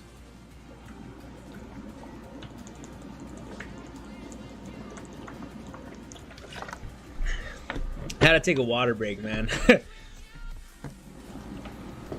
Yeah, I started the stream a little bit earlier today, so we're going to go ahead and see where Pepe 2.0 goes. As I mentioned, I'm taking profits. I recommend all of you to start taking profits on a lot of these projects. Obviously not financial advice, but this is something we have to go ahead and be aware of because of the, you know, the rugs, the scams we've been hitting on. It's not nothing you could avoid. I do also want to go ahead and say regulations not going to stop anything. It's not going to prevent anything. It's just going to make it a little bit more difficult for a lot of these scammers to enter the space. But I mean, look at the stock market. It's still being manipulated to this day. So there's always going to be bad actors everywhere. The only difference that they want to push regulation is just to go ahead and have more control. That's about it. But yeah, look at this chart with Ethereum. Literally just dumped, man. This thing's crazy. At this point, this is a community driven project now. Ethereum is. You know, it's like this is all being pushed by the community now. You're still seeing some buys and sells right here. Yeah, but we'll see if we even see a reversal. Watch this thing just reverse back up and say Ethereum goes to like new all-time highs. That'll be freaking crazy, man. That'll be freaking crazy. But Pepe is doing pretty good too. So we're gonna go ahead and take a look at Pepe as well. Let me go ahead and trade. Let me go ahead and check my trade real quick. See how we're doing. See if we need to add more to our position. See if we need to add more. Add a little bit more. Let's see. Is this thing gonna load up? It's a little difficult when you're streaming and you're trying to trade. At least for me, like the connection's so terrible. It's like not the smartest thing to do. It's really difficult to place a trade and shit because I'm streaming right now. Hopefully this reloads. If it doesn't, we're just going to go ahead and stick to trading view. Let's see. I just want to see my position. So yeah, we're at 345. So we dumped quite a bit. We were at around $1,500, $1,200 earlier. Typically, I've noticed that the markets do tend to pump around the Asian market, around the Asian session. So we're going to go ahead and wait for that later on today, see how that happens. I think we could go ahead and see another breakout of Pepe 2.0.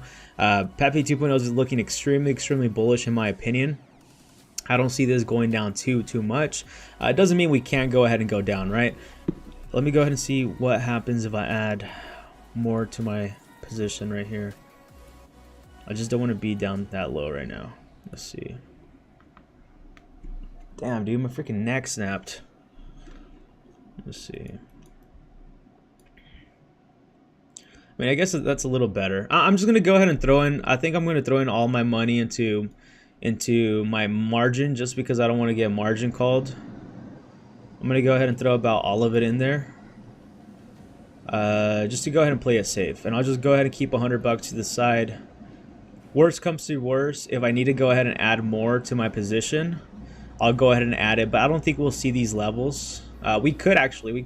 I'll take that back. We could, realistically, we could break all the way down to the 0.17. It is possible. It's not something I would like to go ahead and see, because if we do, it's going to be bearish in my opinion. So worst comes to worst, I'm going to be analyzing this, and if it continues not to look too well, I might go ahead and just continue to add more to my margin. Most of this right now, it's all being on margin. You know, I only added a little bit of my position. It's only a couple $100, I think, or a couple grand.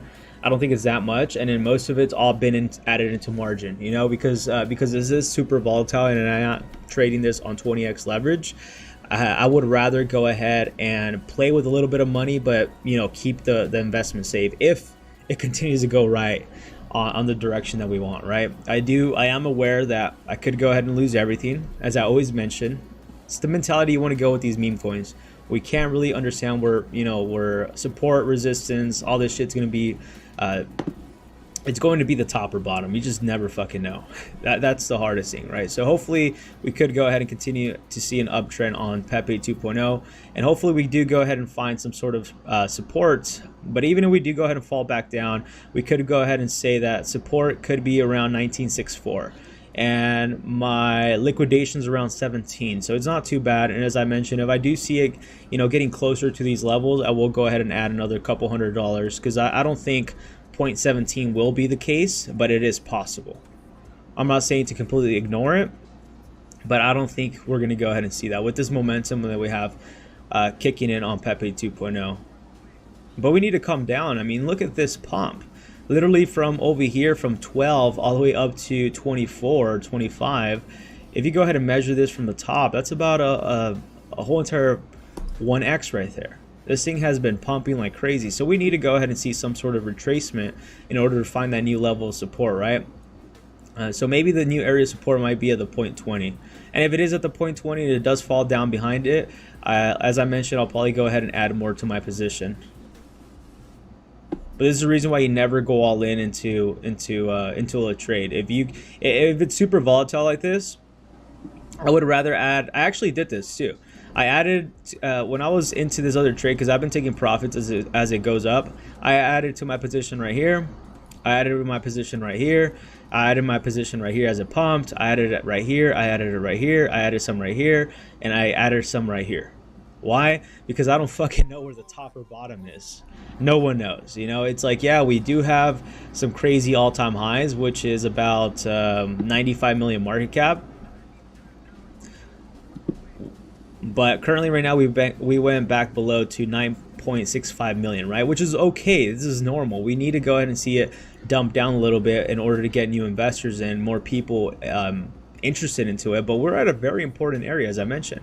You know, we don't want to go ahead and see this go no lower than, let's go ahead and see, lower than 1858. Right now we're at a really good juicy part. Like literally, like, this is the area where Pepe 2.0 took off last time. But we touched this area of support and we freaking moon. I mean, look at this freaking moon. Are we going to do the same thing? I don't know. I do think so. My opinion, I do think 20 million market cap is around the corner, and potentially 95 million could be another option again. Maybe 1 billion is what they're shooting for, supposedly. Remember, we don't listen to any of this bullshit, but supposedly that's what they're going to be aiming for. I wouldn't be surprised, but what we have to really be paying attention to is Pepe. If Pepe 2.0 continues to climb back up to its previous area of resistance and support, then we are going to be looking very bullish, right? So ideally, we need to see Pepe, original Pepe, do its thing. And while it continues to do its thing, I think Pepe 2.0 will go ahead and follow through as well. And as long as we continue to get more buying pressure, but we are, man. I mean, look at this, 11.98 thousand holders. So a lot of people are FOMOing, and people are going to FOMO in at 20 million market. I think 12 million market cap, people are going to FOMO in. 12 to 20. Once we hit 12, 20 million is around the corner, and from 20 million, it's unstoppable. This thing could literally freaking take off to anything. And that's the beauty of fucking crypto, dude. And that's the beauty of it. But also, this thing could just literally tank all the way down to zero. That's us being realistic, right? So we'll go ahead and see where Pepe 2.0 takes us today.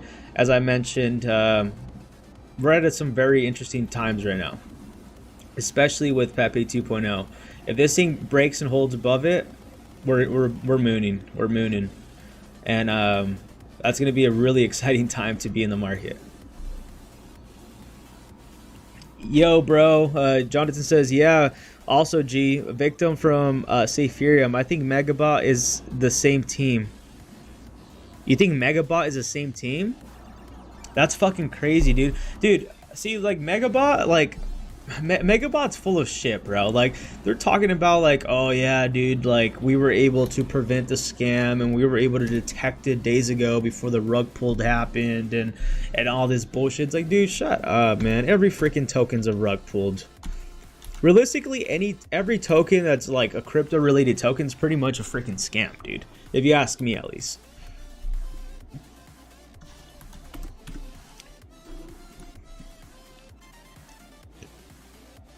Yeah, so Megabot supposedly calls out all these scams. And you know what's actually funny? I think the same team of, say, Ethereum was running Lisa. I don't know about Rect, but I think Illuminati could have also been one that they were running. I know for sure Ethereum was running Lisa, though. I wouldn't be surprised, because I've noticed something very, very interesting, right? And this is something that's normal in this space. But I've noticed that when Ethereum was doing good, a lot of these other projects didn't do as well because they were exiting from Ethereum and throwing liquidity into this other project. So what are the coincidences to that, right? That a lot of whales just magically, jumping into the hot next token. I don't know. Maybe it was a team taking out, liquidity from Ethereum, pumping into these other projects to make it seem like they were, like people were interested in. And all of these projects freaking dump. Like, say, Ethereum made some pretty nice money. They made about $700,000 in pre-sale. Then Illuminati made like about like 1.3 or 1.6. Lisa made another 1.3 million. And I don't know about Rect. I mean, who the fuck would invest in a project named Rect, right? But then again, who the fuck would invest in a project named, say, Ethereum? Us. You know what I mean? So I'm pretty sure the same team ran all of these projects right here. I wouldn't be surprised. You can't make any of this shit up. It's just no coincidence.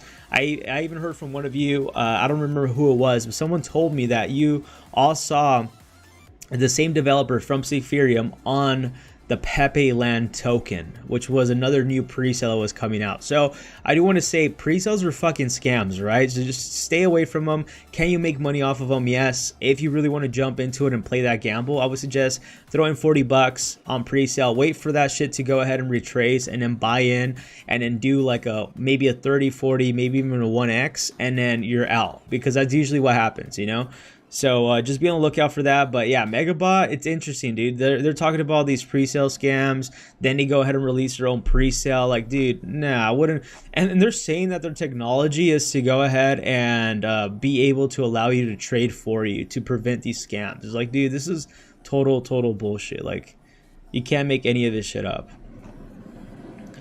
And I also noticed they also have affiliates right here of their own. Yeah, and this guy's an ambassador for Pepe Gains. Like, no offense, I was like pretty bullish on Pepe Gains, but Pepe Gains pulled a good one on us too. Luckily, I didn't throw in too much money on that one. I probably only threw in like about $100. But Pepe Gains threw a fucking good one on us as well. So like these projects are all full of shit, man. Just make your nut, leave, and that's it. Call it a day. Look for a new community, rinse and repeat. It sounds a lot easier said than done because you're probably gonna get scammed more before you go ahead and find the next project that does actually 10x. But yeah, it's very, very difficult. Thank you, Nat, for showing love and support. I really, really do appreciate you a lot. But yeah, it's pretty crazy. Just go in with that mindset, I'm telling you. Pretty bearish mindset. But you're definitely going to go ahead and not be too surprised when you get scammed. Don't listen to any influencers. Don't listen to anybody saying, you know, buy this now, it's gonna pump. You know, always come up with your own opinions. And there's some influencers in this space that I look at very, very closely. That as soon as they pump this project, I'm out. I'm out. It's time to sell. That's my sell signal. It's kind of like Jim Cramer, right? Like when Jim Cramer tells you to buy something, you do completely the opposite. You sell it or you short it. And that's kind of like where I'm at with some of these influencers. Like as soon as they talk about a project, I'm out. Skedaddling, man. PT Tim, how's it going, bro? Hope you're having a great day today. What's good, y'all? Community keeps the project alive. People who believe will hold the floor and attract new investors by being active regardless of price action. Floor raises eventually shoots to new all-time highs. Yeah, Tim, 100%. I agree with you. I agree with you. See, but the problem is when it comes to a lot of these community-driven tokens, there's very, very few that are successful at that, right? And it requires a lot of people to be convinced enough to go ahead and really show support and push it to the upside. Unfortunately, most people are not willing to go ahead and do the work. Most community-driven projects that are very, very successful became successful because probably everybody in the community believed in it so much that they would go ahead and shill for the project, technically pump their own backs, right? Shill for the team. And that's really the only way to go ahead and really you know, have a successful community-driven project, which is very, very difficult. Nowadays, no one's willing to go ahead and do that. And that's probably because too many people have gotten wrecked, and people are like, fuck, dude, I spent all my energy and time into this community just to go ahead and be rug pulled, just to go ahead and be lied to. And like people just really don't really want to do much work for a lot of these community-driven projects. And that's kind of where the difficulty comes in, right? But yeah, if you have enough people to go ahead and push a project together as a team, chances of the project becoming more successful are higher than most, right? But that's kind of the thing when it comes to a lot of these projects. A lot of people are just, you have two different kinds of people. You have the people that are in it for the community and the person that's in here to just make money. And in my opinion, you should just be in the community just to make money. Unless you really enjoy the community, and I guess that's what you like doing, to each his own.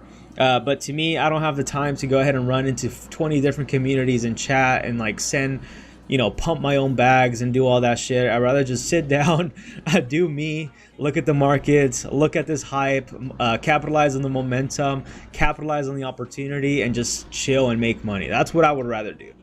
But yeah, call me lazy or whatever, dude, but that's what I would rather do. I have too many other stuff in the day to go ahead and do than pump my own bags 24/7, right? But there's people that are willing to do that, and usually those are the projects that pay off and do really well. So Pepe 2.0 is dumping right now, taking a little dip. Let's go ahead and see where things go. As I mentioned, we could be expecting another pump later on today. But yeah, we have to go ahead and see where things are going moving forward. Just be careful. Comment down below any other project you want me to go ahead and talk about, by the way.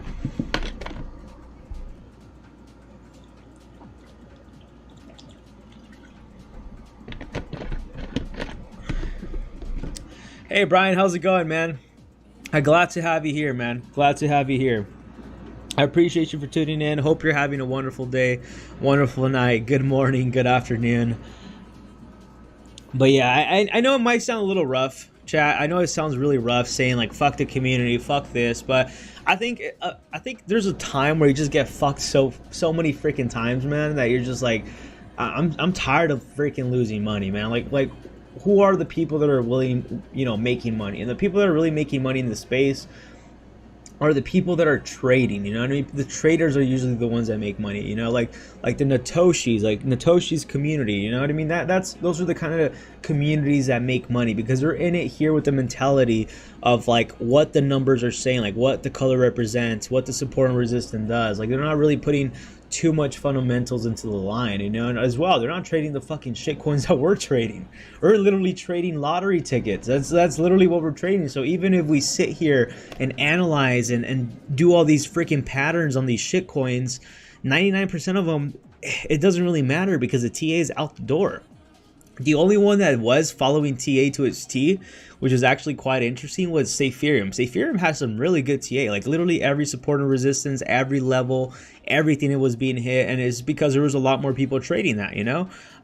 But there's some projects, some meme tokens, you'll be able to read it a little bit better because that means there's more traders, you know, trading that. And then the charts that are very difficult to understand is because most of them are being artificially pumped, and people are like, why is this pumping?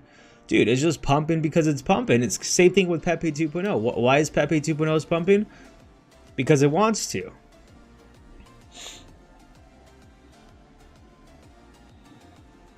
Brian says Pepe 2.0 needs to stay above 25 on the daily to moon. Going well, brother. Hope you are as well. 22,500. Nice, nice, nice. Yeah, in my opinion, I think as long as we see Pepe 2.0, wait, let me read that again. Pepe needs to stay above 25 on the daily to moon. Yeah, 100%. I agree with you. 100%. Because if you actually look at this on Dex tools, I was mentioning how this area right here, and it's actually, I wouldn't say the 25, at least for me, but yes, to go ahead and confirm, I would say ideally 25,000 and above would go ahead and confirm that this thing's going to freaking moon to who knows how high. Maybe this thing moons all the way over here, you know, over here. Who knows? Who knows where it moons? But ideally, if we could go ahead and stay above 25, dude, we're so freaking bullish. And I think we're bullish right now. As long as we don't go down below 17 again, we need to stay above 17 all the way up to 25. We're solid. We're super solid. And right now, I think we're chilling like a chinchilla. Like I wouldn't say we have nothing to worry about, but personally, I don't think we have anything to worry about. We already tested the levels. We are already breaking through multiple areas of resistance. Now we need to go ahead and find that new area of support, which everybody's waiting for right now patiently. They're asking, is the area of support going to be around the 22? Is it going to be the 23? Or is it going to be the 19th? And ideally, I'm hoping the floor is 23 to, what is this area? 23 to 22. I hope this is the area of support, and then we just continue to go ahead and have another leg up, because if that's the case, we're going to go ahead and be breaking that area of resistance literally today, tonight, in the morning, whatever time zone you're in, but that's going to be in a couple hours. So we still have a couple more hours left for Pepe 2.0, probably 8 hours. I would say like about 8 hours in order to go ahead and break its previous resistance, which was 25.74. And we could go ahead and break above that and stay above 25. We're off to the races. we're going to hit 20 million in no time. And this is not me hyping you up. You know, I wouldn't hype you up. Like, fuck that hype shit, dude. I'm giving you both scenarios. If this thing does pump to, you know, does break above, as I mentioned, the 25.63 and holds above it, as Brian said, we're off to the races, 20 mil. If not, and if we go ahead and break below where we're at right now, then we're still bullish. If we could go ahead, we could even fall as low as 19 or even as 20. Ideally, I wouldn't want to see it go back to the levels of 19. That's, to me, I wouldn't feel too comfortable, because literally everything that we just made, all the gains, we lost. And we don't want to see that.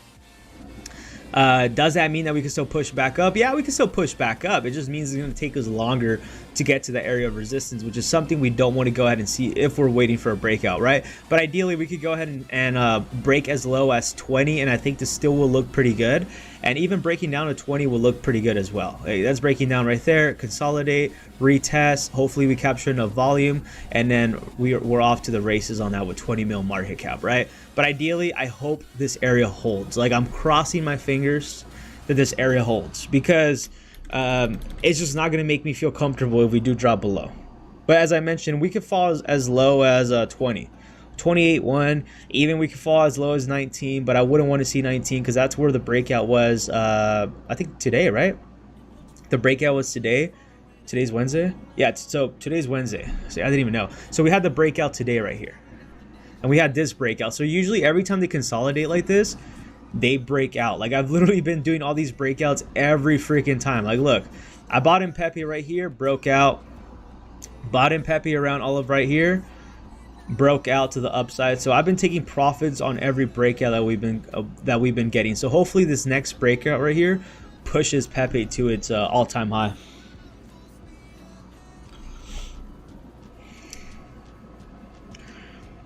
Brian says 21,500 missed type. 21,500.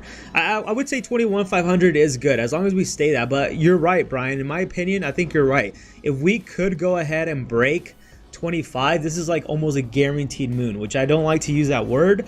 But honestly, where we're at right now, 23, we're freaking bullish. Like, we're so bullish, it's not even funny. Like, I'm telling you, we could go as low as 17 and still be bullish. I wouldn't want to see 17. I don't want to see 17, and I definitely do not want to go ahead and see 19, but we could even go as low as those levels and still be super bullish, because right now we already broken those areas that we really needed to go ahead and break, which was those areas that were very strong areas of resistance around right here, and that was around, as I mentioned, 22.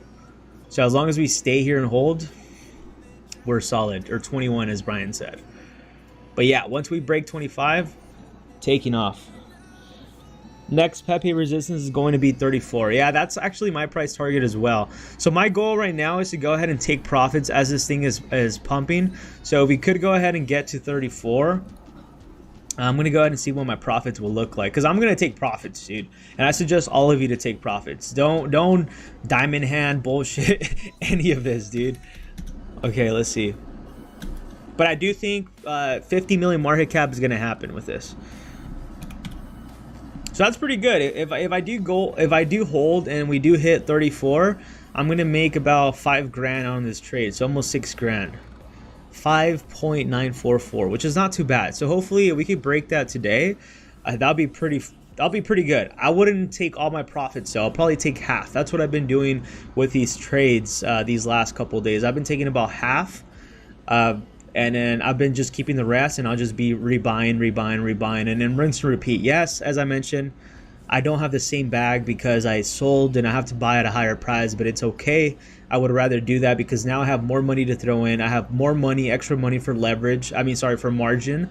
So if I do get close to margin, now I could afford to throw a couple grand or a couple $100 into margin, so I won't get freaking liquidated. Because you also have to keep in mind that if you're leverage trading this, there's whales trying to liquidate people, so just be on the lookout for that. But yeah, that's a pretty nice trade if we go ahead and do that. Pretty nice trade.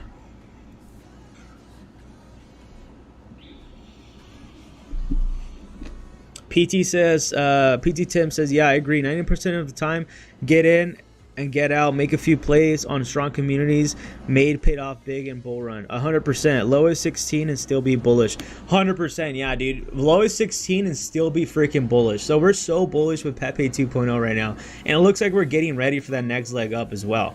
But I agree with Tim, man. You have to stick to one project and just constantly trade it over and over and over again, right?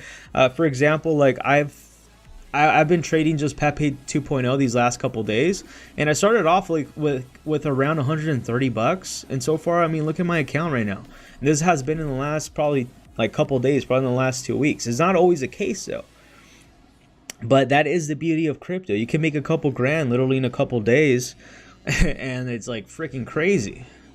But also, you also have the bigger risk. So, leverage trading and shitcoin trading, dude, is a recipe for disaster. But if you time it and you call it, the gains are going to be freaking insane with the lower risk, right? But just keep that in mind. Yeah, hopefully this trade goes well. I hope everybody's doing good on that. But I think Pepe 2.0 is bullish. Comment down below. Let me know, what do you think? Do you think Pepe 2.0 is bullish? Do you think this might be the top? Do you think the RSI should really matter to us? I don't think so. I think we're going to go ahead and duplicate something very similar to this. And I think the psychological area, in my opinion, as a market cap is around 12 million. And once we break above 12 million, this thing's gonna be crazy, man. That's what I can say. Like I could already imagine like waking up streaming, dude. The streams are gonna be so freaking fun when we're like at 20 million market cap, 95 million market. I don't know about 95. It's possible, but I'm not crossing my fingers and hoping for 95. The only thing that I am looking forward to is 20 mil. And if we do go ahead and hold 20 mil pretty nicely, then I would say, 95 mil is definitely around the corner. But we have to go ahead and take it step by step, chat. We can't just go ahead and run off and believe this is the conclusion of this and, all this shit. You have to go ahead and take it slowly, Look at the supports, break resistance, slowly go in. There's a reason why we don't go all in into every trade. We slowly go in as time goes on. If our trade is doing it well, then we start to add more into our position. Never, ever, ever go all in at once. You might get lucky that you got it at once, but most of the time, because there's other whales seeing this, we'll go ahead and purposely dump it down just to go ahead and have you panic sell and then buy in at a cheaper price. So just be very, very careful when it comes to this. Shout out to VIT, man. Vegas Inu token. I know they've been making some pretty good all-time highs. And shout out to December DeMarcos. I saw he was in the live stream last time, man. That was pretty cool. So it looks like we are almost around the area of support that I've said. We've actually fallen a little bit down below. In order to go ahead and keep this pretty bullish, I would say let's go ahead and see a break above it. But when it comes to meme tokens, it's very difficult to find a top and a bottom, as I always say. But yeah, shout out to December DeMarco. He is another YouTuber. Check him out. He mostly talks about Shiba Inu. And, they showed some love and support to the channel, so I really appreciate that. Maybe one day we'll go ahead and collab, man. Brian's, can you go ahead and explain leverage trade run through? Never done it and want to. Yeah, 100%, man. I'll definitely be more than glad to go ahead and do that for you. Let me go ahead and take a sip of water real quick. A sip of water, bro. Just a sip of water, just pull out a huge ass fucking gallon, man.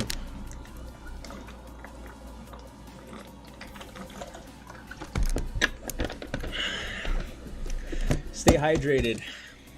When you're freaking working hard trading, you gotta stay hydrated, man.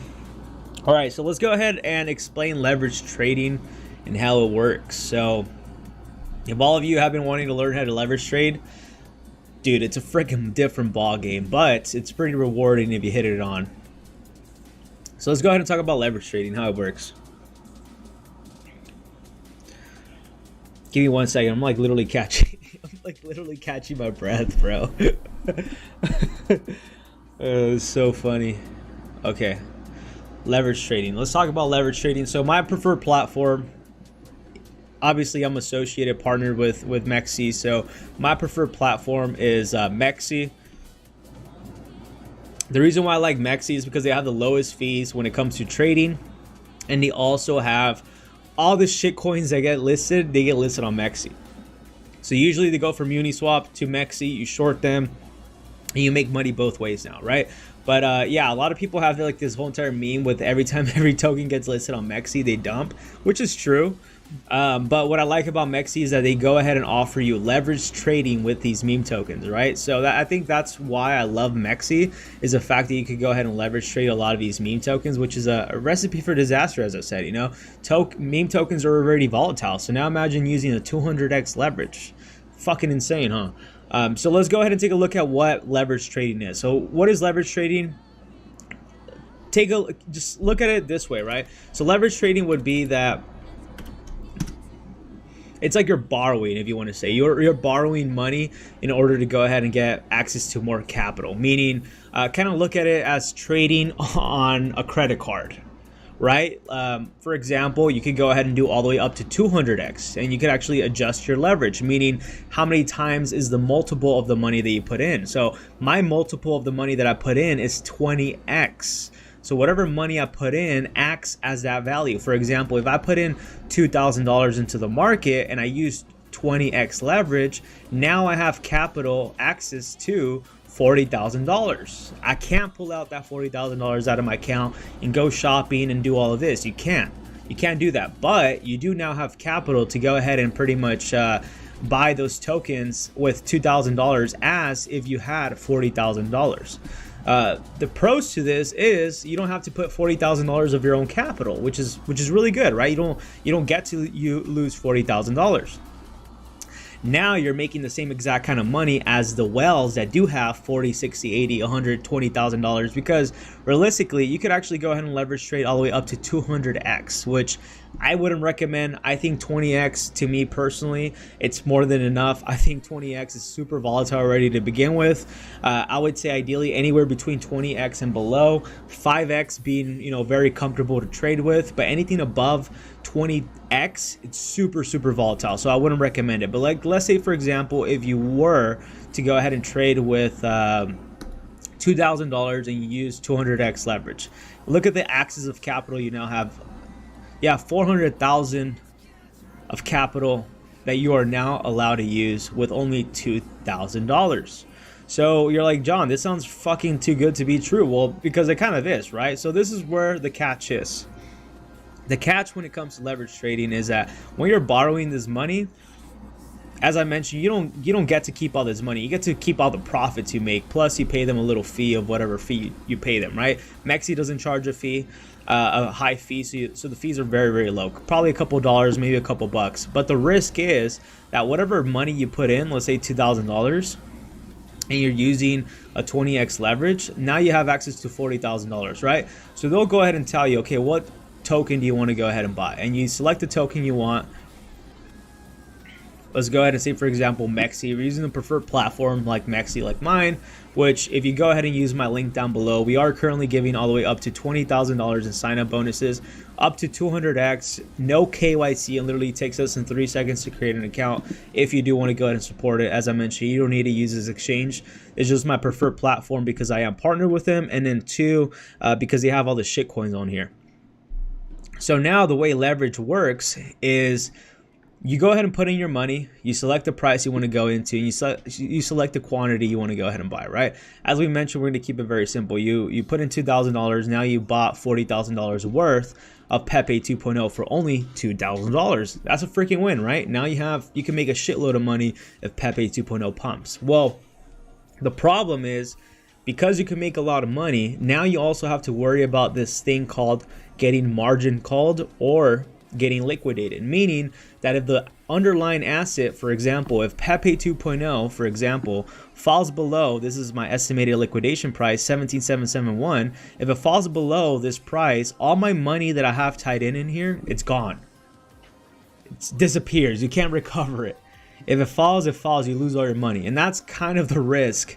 One of the biggest risks when it comes to leverage trading, right? If you're not using, proper margin, if you're not putting enough money in the margin, if you're trading with high leverage like I am, like I didn't put in that much money. I think I put in no more than 600 bucks, I think, or maybe I did. I don't remember, but I added most of my money to my margin. So just in case it does fall below, I don't have to worry too much about it falling any lower, right? So I'm crossing my fingers it doesn't fall down to 17, because I will lose everything that I have right here in this trade, which is not a good sign. But that's kind of the risk that you take with margin. I'm doing more of a little degen play because I'm using 20x, which as I mentioned, I wouldn't suggest any of you to go ahead and do that unless you understand it. I would say stick to 10x or 5x, because even if you have, let's say, $2,000, or let's keep it realistic, right? Let's say $100 and you're using 20x, now you have a Pepe 2.0 bag of 2,000 and you're only risking $100. So it's worth, to me it's worth risking that kind of money to go ahead and get that kind of probability, right? As I mentioned, it's a high risk, high reward. You have to understand your kind of tolerance, the way the market moves. But if a price action falls below a certain price, you do have the problem of getting liquidated, which is when a lot of these tokens pump to a higher level and you're like, hey, why is this token pumping so much? Like for example, right here is a perfect example of a liquidity grab or getting liquidated, right? People would be like, oh shit, why did Pepe 2.0 pump so high so quickly? Well, the reason why was because maybe some bears were thinking Pepe 2.0 was going to go down. And what caused it is that there was enough bullish momentum to go ahead and cause Pepe 2.0 to go up.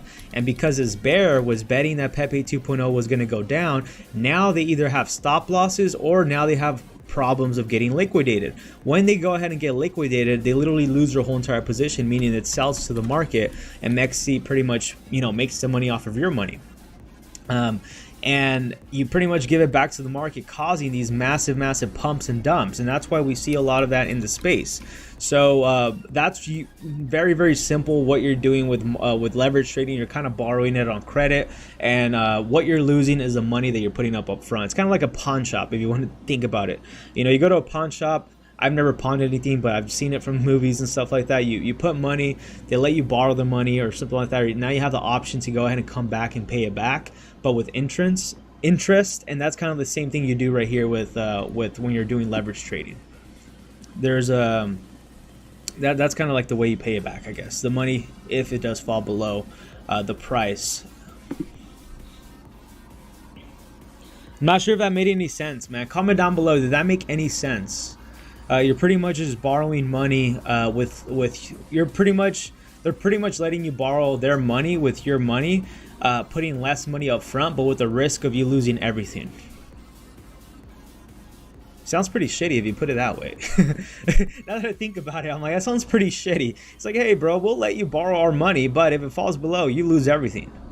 Yeah, that's what pretty much leverage trading is. So it's super risky. There's a lot of money to be made, but it's super risky to say the least.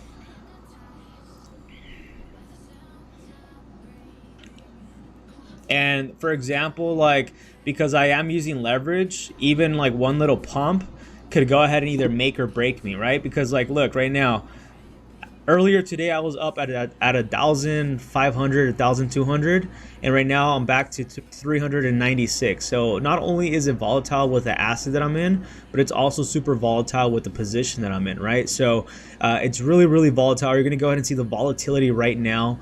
If it pumps or dumps, this thing's gonna go like freaking crazy. So we're gonna go ahead and see it. Hopefully we could go ahead and see a reversal. See, we just went to $300 and now we're at 581. Now we're at 566. Now we're at 561. Like, do you see how volatile this thing is? And you see how you can make a lot of money, but also you can lose a fucking boatload of money. Like, this is the beauty of leverage trading, right? I would say though, this is not something that happens very common. You know, you can't just go ahead and throw your money in here and magically you'll start making this kind of returns. I wouldn't say that I got lucky 100%. I think I just understood the opportunity that I was getting into, and I kind of capitalized off of it. I understand how Pepe 2.0 moves, and when it comes to leverage trading, it's even more of a psychological game. Like, if you think trading is already a psychological game on DEX tools or any of these platforms, when you're leverage trading, dude, this is pure manipulation. They're like manipulating the prices to the fucking max. Like, they'll literally purposely push the prices down just in order for you and I to lose fucking money, man, because that's what leverage trading has a capability of doing, right? And that's the reason why it's super risky if you enter these kind of trades with this kind of leverage. But you do have to have proper risk management, which depends what you're down with. You know, some people leverage trade with 100x. There's some people that leverage trade with 200x. To me, I've tried all of those. So I would test all of those methods, but I wouldn't leverage trade with no more than what you're willing to lose. And if you're starting to leverage trade, you could go ahead and actually create a fake account on MEXC, which is called what is it called again? I forgot what it's called. The freaking proper, it's not called a fake account, a demo account. There you go. And you can actually go ahead and learn how to leverage trade with this right here, demo trading. You click on demo trading. I never clicked it, but I'm assuming you can go ahead and do that right here, because that's usually what most exchanges have. You click right here, demo trading. I'm assuming you could go ahead and use leverage on this demo account. I want to click it, but because I'm streaming and I'm looking at this trade right now, I kind of have to know what's going on with my trade, and that's kind of the other thing with leverage trading. Like, for me personally, I like to go ahead and understand what's going on with my trade at all time. Might be a little bit crazy, but I've noticed that as soon as I leave the screen, it usually does a massive move. kind of like with say Ethereum, as soon as I left to go ahead and grab some water, this thing dumped 90%. But if I was there, I would have collected at least most of my money, right? So like for me personally, when I'm leverage trading, I like to go ahead and sit on the screen and constantly look at the charts. Most people won't do that. Most people would say that's not the healthiest thing to do. But for me personally, because I'm almost shitting bricks with what's going on with my trade, I try to at least stay informed and keep up with it every couple minutes, right? Because let's say, for example, if this thing starts to dump a little bit, then I might just go ahead and start taking profits, or I might just go ahead and close my position at $400 profit and just call it a day until I go ahead and see another position to go ahead and jump into. So it just depends on what you prefer. There's different styles. Some people go ahead and just enter a trade, go in, go out. Other people go ahead and, you know, are comfortable going throughout their day with a stop loss, a limit order, and then they go ahead and enjoy themselves. Me, for example, I've tried doing that method, but I've noticed that I always get wrecked.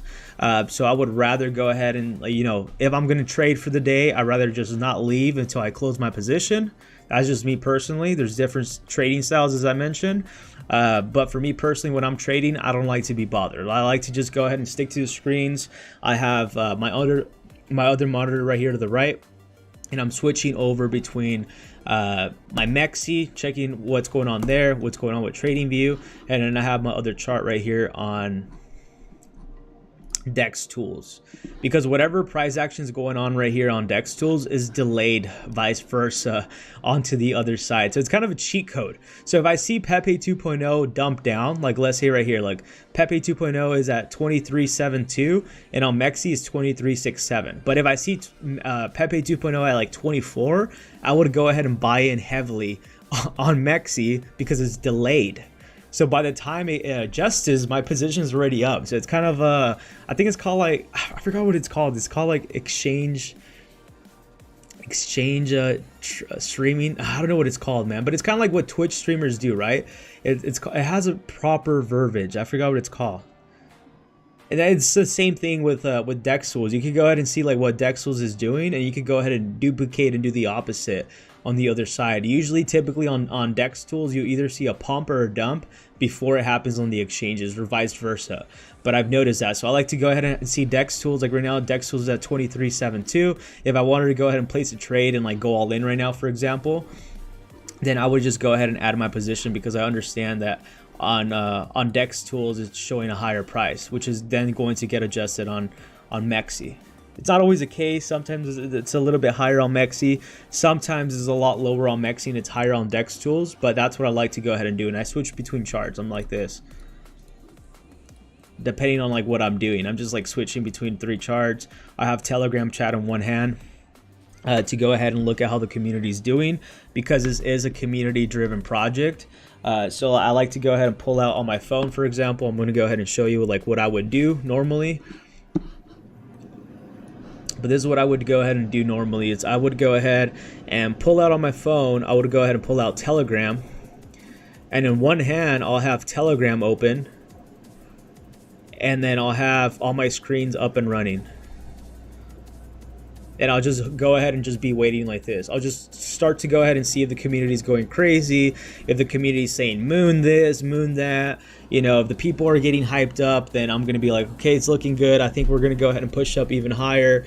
And I'm just constantly looking at all these three things. You know, people do it differently.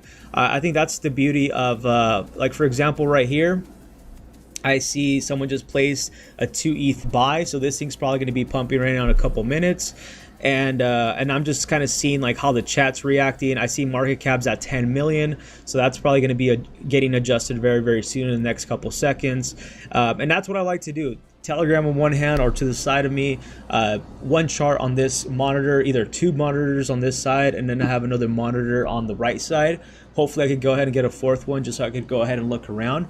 But I like to go ahead and switch around and just make sure that everything's going well. So as soon as I see this, like let's say for example it starts dumping, I would, for me personally, I would, like, for example, yesterday, right? I was about to go to sleep and my position was pumping and I was at 20x. And for example, because I saw it dumping down and I wanted to go to sleep, I was like, fuck this, dude. I just want to go to bed. Like, I don't even want to deal with this. Let me go ahead and sell. And I took profits. I sold all my positions, sold. I was like, I don't want to deal with this shit. I want to go to bed. I don't want to stay up. Because usually when you go to sleep, that's when you get wrecked. And I don't like leaving, my trades open. But for that reason, because it's happened to me so many times, I've closed my positions, took profits. I was like, it pumps. It is what it is.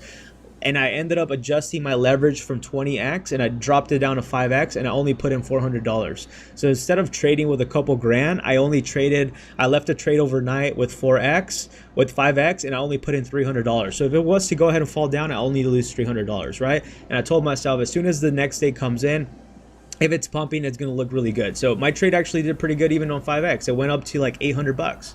Obviously, if I was in 20x leverage, it would have been up a lot higher, but it is what it is. I wanted to go ahead and sleep comfortably without having to worry if I was going to get wrecked. And then as soon as I woke up for the day, I added more to my position, added more leverage, and I just adjusted. So just adjust to whatever you think it's better, right?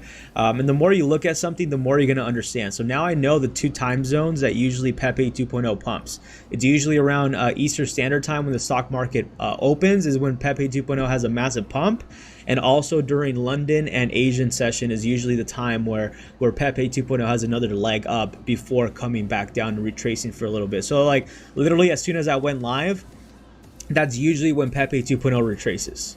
So that's why I'm saying that, like, the more you understand something, the more you watch it, the more you monitor it, the more you either get wrecked on it or you get stopped out, the more you're able to understand how the market moves. So with Pepe 2.0, I know when to go ahead and what time I should go ahead and buy now.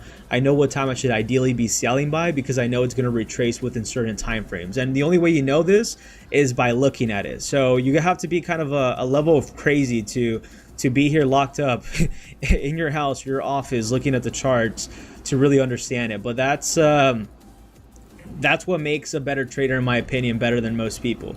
If you understand something constantly, that's why people are really good at trading Bitcoin. Because they understand the movements that Bitcoin does. I don't know the movements 100% on Bitcoin. I don't really know Bitcoin that much. It's like you're learning or meeting that person, right? When it comes to these altcoins or cryptos or stocks, you have to understand the way it moves in order to go ahead and continue to make money. Hey, Jonathan, graph from Cal also looks juicy. Yeah, 100%, man. I'm telling you, calcium does look really good. Brian says, this made sense, shot brother. And is the margin set or can you set it? You could actually set your margin. So you could actually go ahead and go in here. And I apologize for going in and not reading your comment. Hopefully you're still here, bro. But for margin, you could actually go ahead and readjust it right here. You go over to margin and you go ahead and click.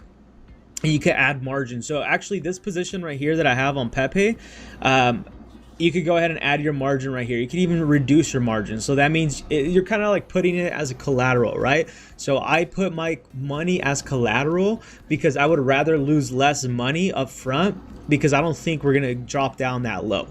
Is there a possibility? Yes, meaning you lose everything, right? But for me personally, I would go ahead and add more margin out of pocket than have a bigger position, because I honestly, with the position that I have right now, I could have a bigger position than what I do right now if I would have never thrown probably a little bit over 60% into my margin.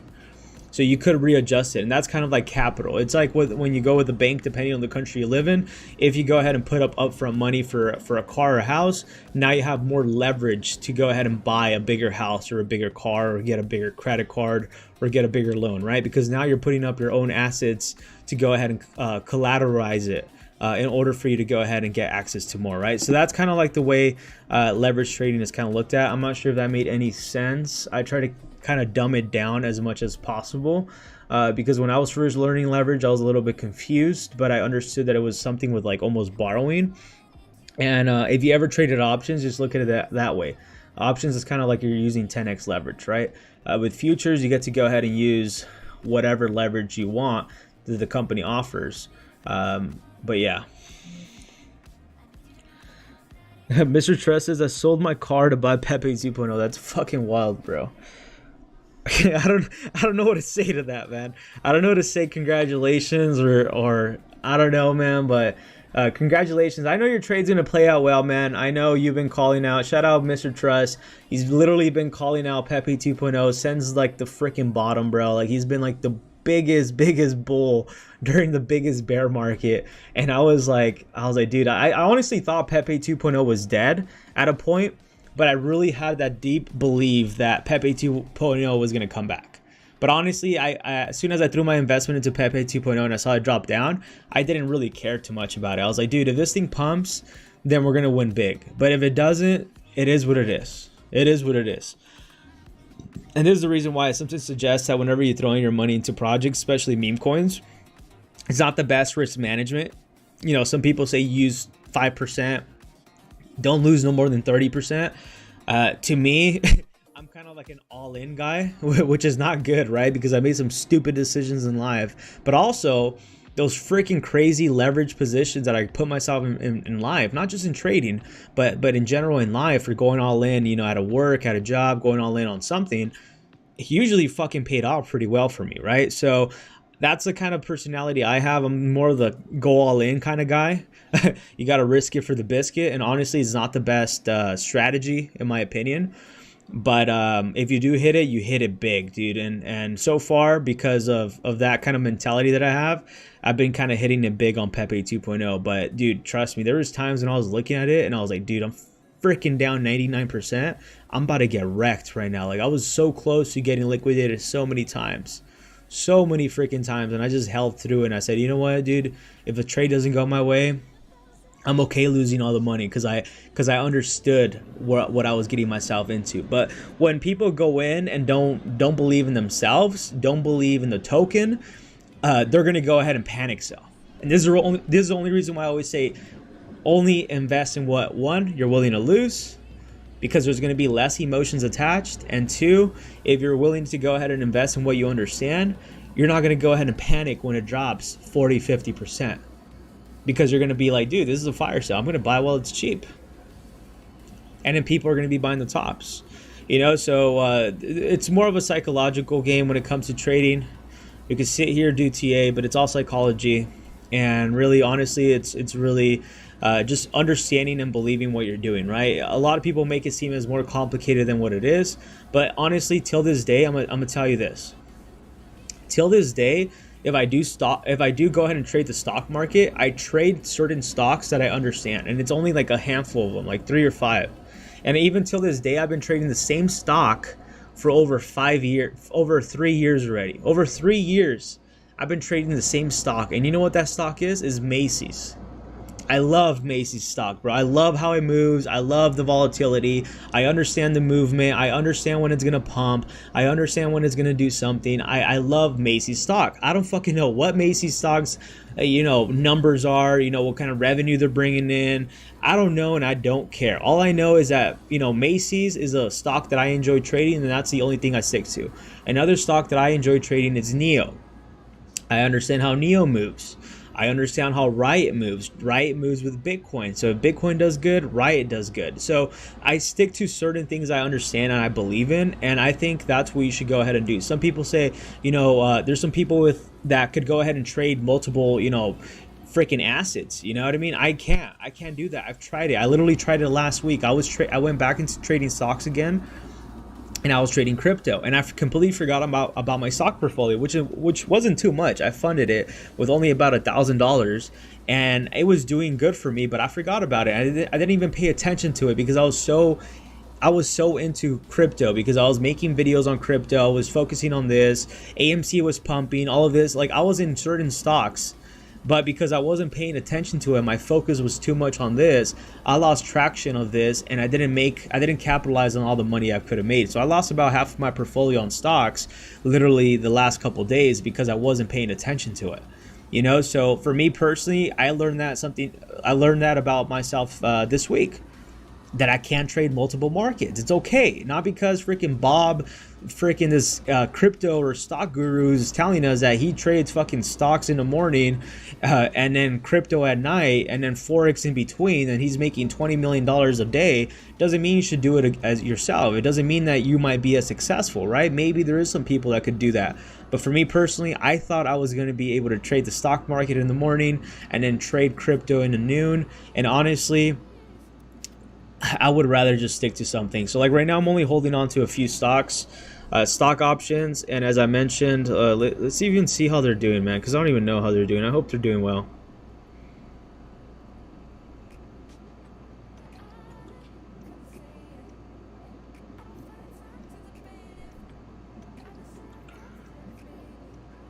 Let's see what they're doing. Yeah, they're not doing too bad. Not doing the best, but they're not doing too bad. So that's what we need to go ahead and focus on. Hey, what's up, Billy? How's it going? You just jumped in at the right time when I said about Macy's. Short brother, y'all selling your car is hectic. For reals, bro. Yeah, you selling your car is fucking insane, bro. But congratulations. I know you're gonna go ahead and hit it big. But I just want to say, you know, I don't endorse that kind of behavior, guys. I'm a DJ myself, but don't sell your fucking car, dude.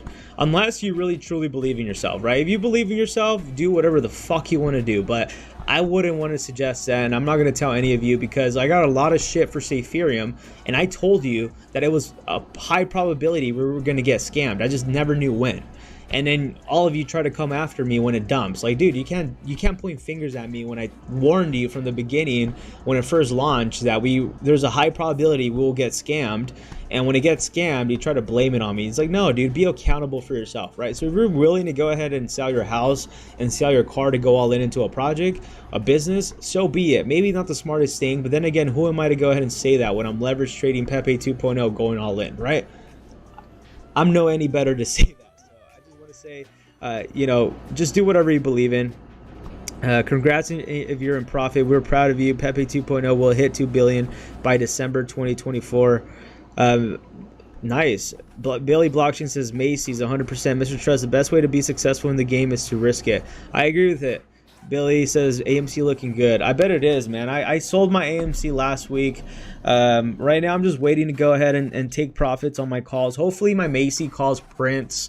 As I said, I put in about $1,000. I'm down to like about almost, I think actually a couple $100. Cause I used about $200 to go ahead and spend some money on that once I made some money. So I think I bought some food. I probably bought some alcohol, bro, after I made some profits. I was like, you know what? I'm going to go ahead and secure these $200. I'm going to go ahead and enjoy it. So I think I'm probably down 5, 6, 7, 8, 9, probably like $400. $400 to go ahead and get back to like the area that I put in the money. I said $1,000. Currently right now my position is worth about like 400 something, I think. So I'm about a little bit over, I have to go a little bit over 50% to go ahead and get back to that. But what I'm trying to say is once I probably recover my money, I'm going to see if I want to just stick to trading one stock or if I want to go ahead and just stay away from the stock market and just focus on crypto because of this bull run. But the stock market is doing good too, man.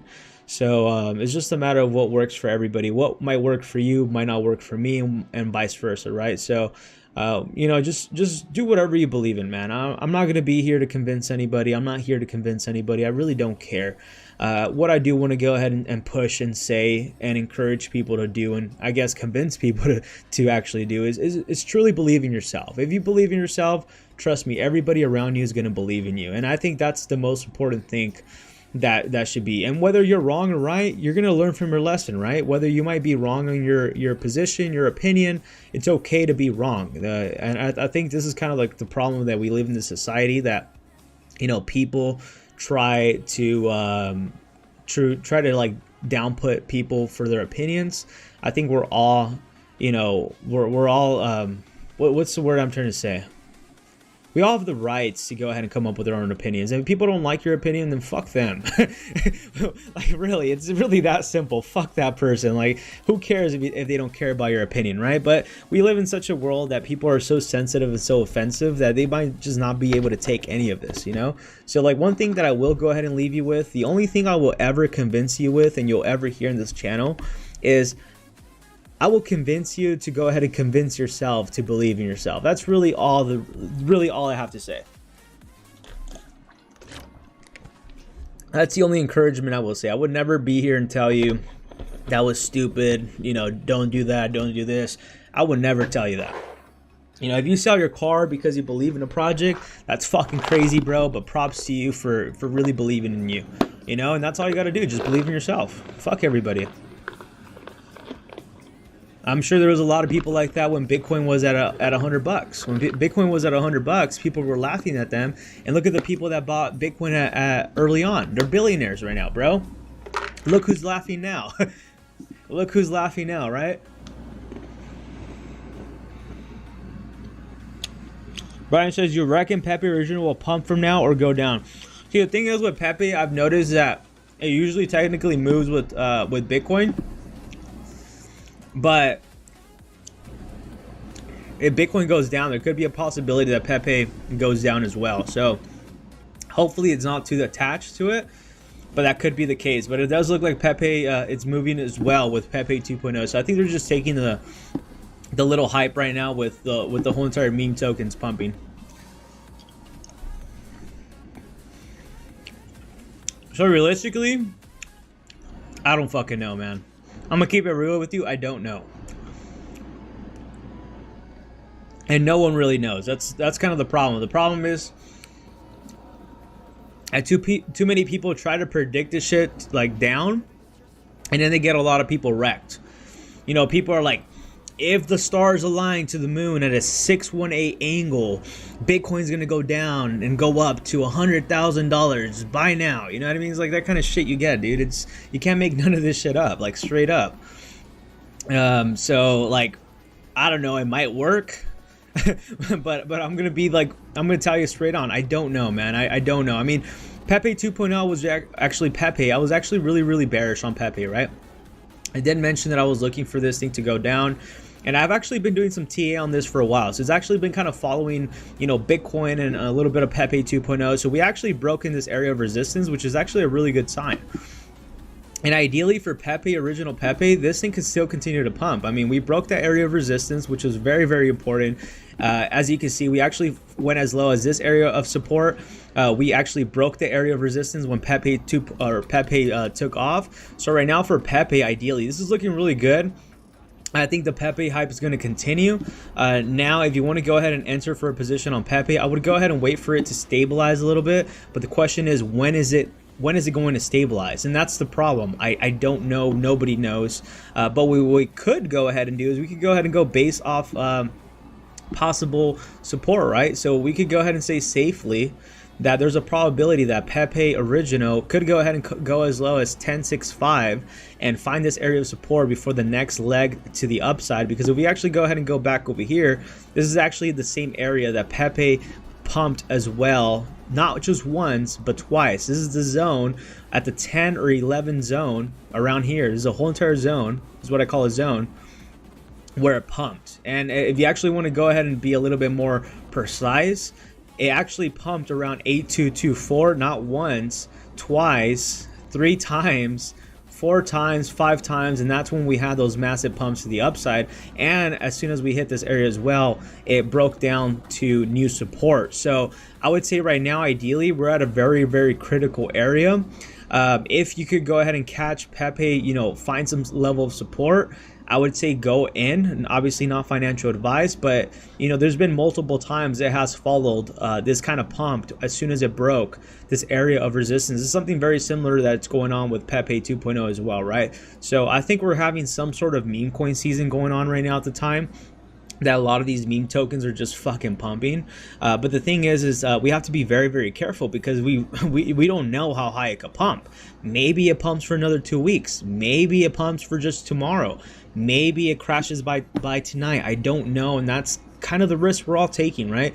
And I think it's a risk that's actually kind of fun to wake up to. It's like, fuck, did I lose all my money today? Or did I make a boatload of money to buy a boat now? And I think that's actually kind of the exciting part of this of this journey that we're in. It's like fucking crazy risky, but you know, if the reward pays off, we're going to be really happy, laughing at the bank, enjoying ourselves if we call this play out right. But as I mentioned, this was a very critical area. Look at that area. It's touched it multiple times, and that is exactly where we're at. So I would say ideally this is a confirmation to potentially, you know, have a little buy-in right here, because this looks massive, man. Can we go ahead, and this is the same question that we ask ourselves with Pepe and Pepe 2.0, can we go ahead and make the previous all-time high? I mean, original Pepe is about a 2x, almost a 3x away from making its new all-time high, which is actually, or its previous all-time high is about a 3x, which is not too much.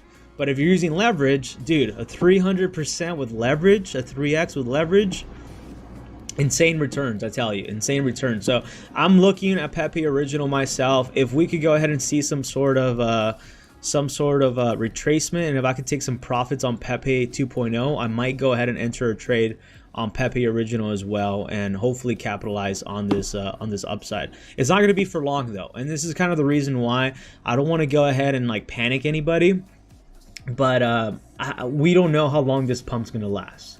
So our goal right now is to make as much money as possible, as smart as possible, and take profits. As you guys can see earlier, I was at $300, and right now I'm back at 756. So that's how volatile, you know, not only is the market, but also when you're using leverage trading, right? So it's a huge risk, but it's also a huge reward if it plays out pretty well. So as I mentioned, just be very careful. We don't know. I don't know where the top is. I don't know where the bottom is. I thought, for example, say Ethereum still had room to go, and guess what?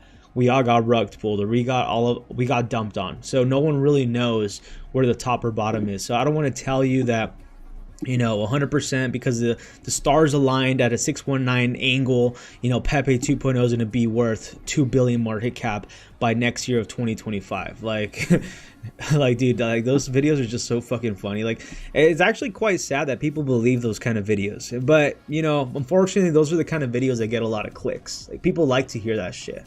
It's like people love being lied to, bro. Like, you can't make any of this up, like, for reals. Like, people love getting lied to or something. They would rather go ahead and hear what they want to hear instead of like hearing the truth, right? Kind of probably makes sense why the global world is where it's at today. People just want to go ahead and hear what they want to hear, not really hear what they should hear. But yeah, I think Pepe 2.0, Pepe, it's following the Pepe 2.0 thing as well. Pepe 2.0 is going to do well if Pepe moves. So if Pepe does go ahead and break above, breaks this other previous area of resistance around here, which is around the 1793, I think Pepe 2.0 could go ahead and take off, and potentially, I'm not going to lie to you, I think 1 billion it's possible. It's possible, but it's not something I'm looking forward to. You know what I mean? If that makes any sense. I think 20 million market cap is going to be my zone. If we hold and break above 20 million market cap on Pepe 2.0, then we could go ahead and talk about 50, 100 million, and then, you know, 1 billion market cap. Is it possible? Yes. But I'm going to go ahead and try to stay neutral, not get too excited. And I would say 20 million market cap is very possible for Pepe 2.0 in the next coming days. So, same thing with Pepe. I mean, it's overbought, man. We're getting signs of Pepe being overbought, but dude, when it comes to altcoins and shitcoins, it doesn't matter what the freaking RSI wants. It's what the community wants, right? And that's kind of the crazy thing. It's like, should I buy here? Should I wait for it to retrace? Will it ever retrace? No one knows, right? So that's why I would say, you know, throw in a couple $100 in here if that's what you believe it's going to happen, if it's going to pump. If it dumps, then you could just go ahead and buy a little bit more. Now, if it dumps a little bit further, now you're risking a little bit less money, right? But if you go all in right here, put $10,000 and it dumps, you lose $10,000. But if you put in, let's say $1,000 here, and then it dumps, you put another $500 here, and then it pumps and it breaks above right here, now you can go ahead and put 4 or 5 grand in there, because more than likely it's going to pump, because we got a confirmation that it's going to pump, right? But if you go all in right here and it's a straight rug pull, you just lost 10 grand, right? So you have to go in with the mentality of just being patient, go in slowly, but just go ride with the trend. You know, as people say, the trend is your friend.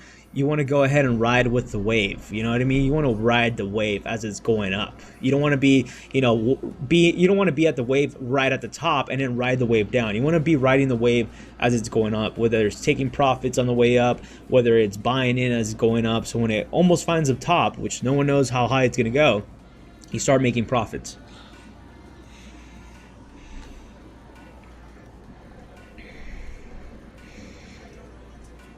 6 ETH just bought in. That's crazy. True that. You guys must love getting rug pulled.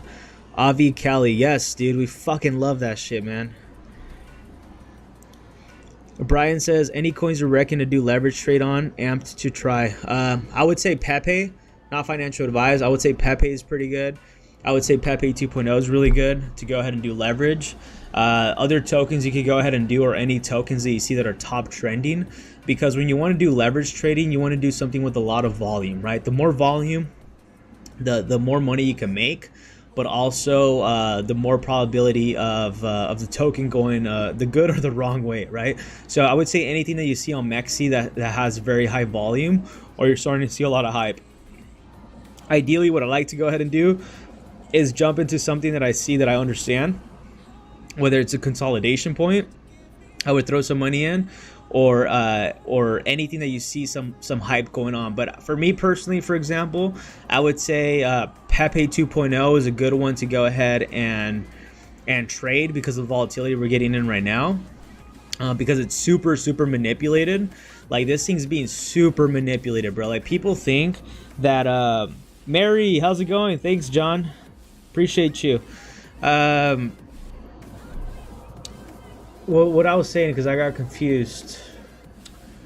Well, I didn't get confused. I just got sidetracked. Just look for anything that you see that's up right here. Like, this one's up 13%, 14%. See anything that's hot trending, maybe something that's down a lot, and then just go through here and see what you might like, you know?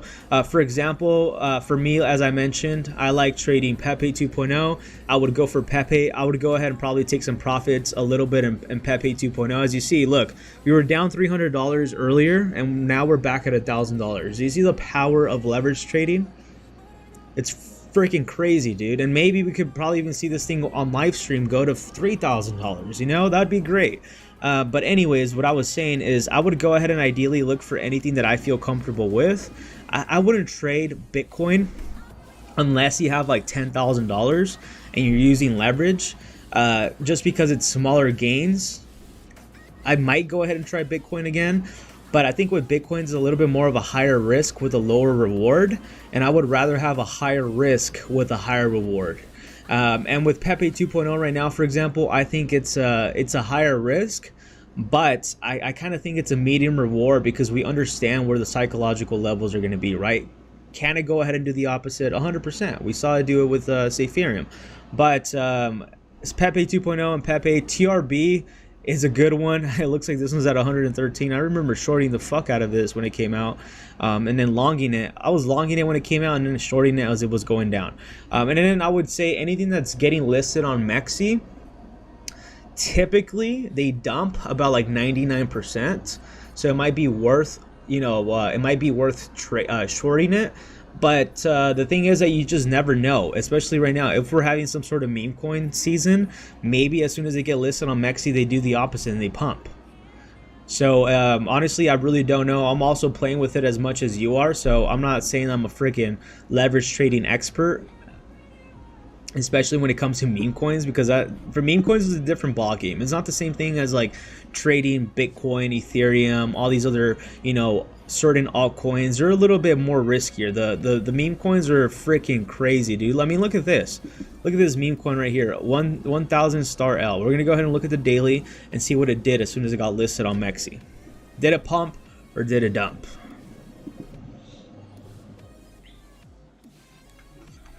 So let's see what it did. Damn, dude, we're about 2 hours and 26 into the stream. Okay, so on MEXC, it looked like it pumped for 3 days. Usually what I've noticed that happened with Pepe 2.0. As soon as Pepe 2.0 got listed on MEXC, when it went live a month ago, Pepe 2.0 is not new, by the way, chat. It's been out for a couple months, almost half a year. And it did the same exact thing. It actually pumped for 3 days and it dumped.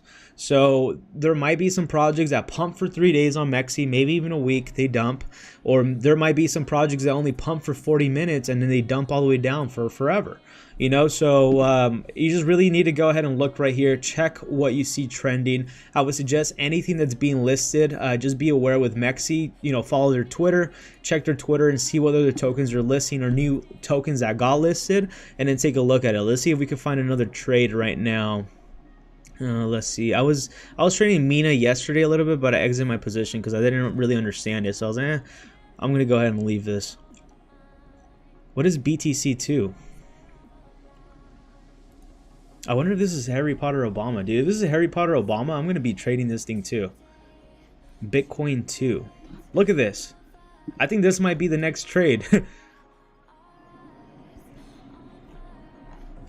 Look at this, dude. Do you see the coincidence? It's not well, not a coincidence, but do you see the what is it? The pattern that we're seeing? We're seeing the same exact pattern with all these meme tokens. They dump 90%, and then they have this massive pump. They're all having the same thing. So honestly, you could almost throw your money in any of these projects and make a boatload of money. This is probably like the best time to make a lot of money leverage trading meme tokens. Not financial advice. But this might be the best time because almost everything's doing the same exact thing. Every token's like following the same exact pattern. It's actually quite crazy. I wonder what Bitcoin 2 is. But this one went as high as 70 or 64 cents. So this might be another one on our watch list, you know? Maybe it goes from 7 cents all the way up to 20 cents. So it might be worth leverage trading something like this.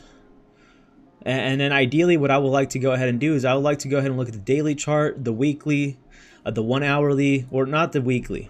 Actually, yeah, the weekly would help, but I haven't been looking at the weekly so far. I would just check on the daily, the 4 hourly, and then the 15-minute between the 3-minute chart, and then see if there's any entries you could go ahead and jump into.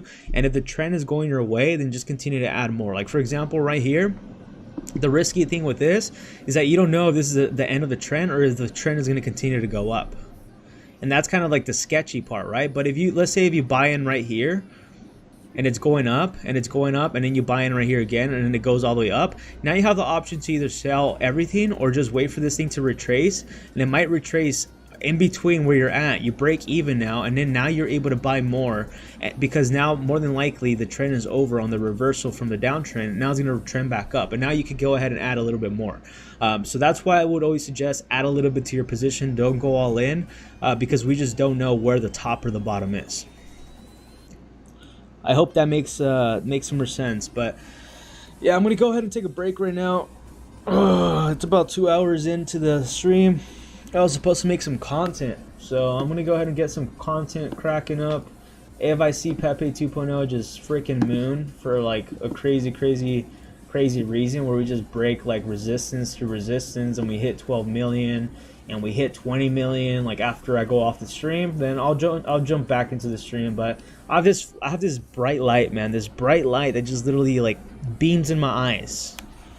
I have a light right here that just beams in my face, right? Just so you guys can all go ahead and see me, and this thing's bothering me now. Hey, what's up, Moon Joker? How's it going? Will BTC hit 40K and then dump down to 12K? I don't think so. I think Bitcoin's going to probably hit 40K and then dump down to 24K.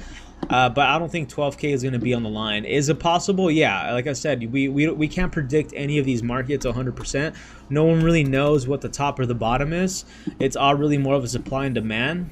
But as I mentioned, with the DXY right now at a really important level, the DXY has the option to probably more than likely dump down. If we do go ahead and get rejected with the DXY, we are more than likely going to go ahead and see Bitcoin, in my opinion, approach these levels right here of $40-something thousand, and then we might go ahead and come back down to 35 and then climb back up. So realistically, Bitcoin could go up as high as $45,000, honestly. Bitcoin could go ahead and go as high as $45,000 before coming all the way down. That's just my opinion. I could be wrong, but I do think that if Bitcoin doesn't really realize what to go ahead and do here, and it doesn't dump down to the 32 or even to the 24, then that means Bitcoin's going to go up higher. And then I believe that as soon as we break $40,000, there could be a possibility that we might go ahead and have it drop to $45,000 or pop to $45,000, where they'll be trapping most of the bulls. This is where most people will probably be buying, and it's probably going to go ahead and dump possibly down to $24,000. That's what I do see it happening though. But I don't think $12,000 is going to happen. And even if you zoom out like this still looks pretty healthy. And we could probably even go up as 45 and still dump down all the way to 34 or even 31. But I think $40,000 is, it's an area that we need to look at very, very critically, in my opinion. And I do think that Bitcoin's in a pump. How high? I don't know. I just don't think that this is going to be the top. I think this is going to be a fake out for most people, but also a fake out for the bulls. And I think something like this might happen, where Bitcoin pumps all the way to $40,000, $42,000, comes down to the $28,000, consolidates, maybe drops down one more time to 26, consolidates, and then we have the biggest bull run in history. That's what I think might happen.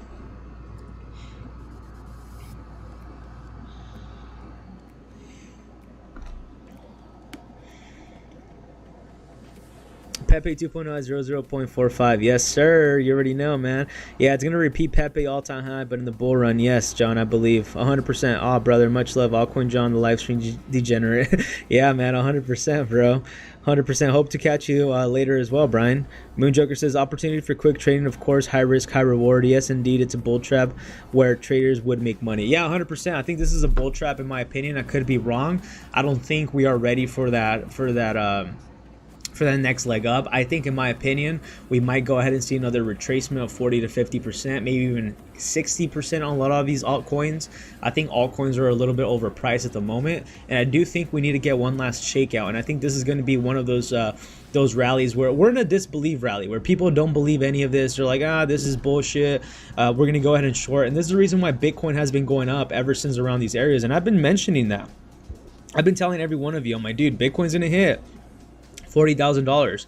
Bitcoin's gonna hit $40,000. You could go back to all my videos 2 weeks ago, 3 weeks ago, and you see the titles: $40,000 Bitcoin, $39,000 Bitcoin, right? Because I think, in my opinion, this is a very critical area that we're entering around the $40,000, which is around 39.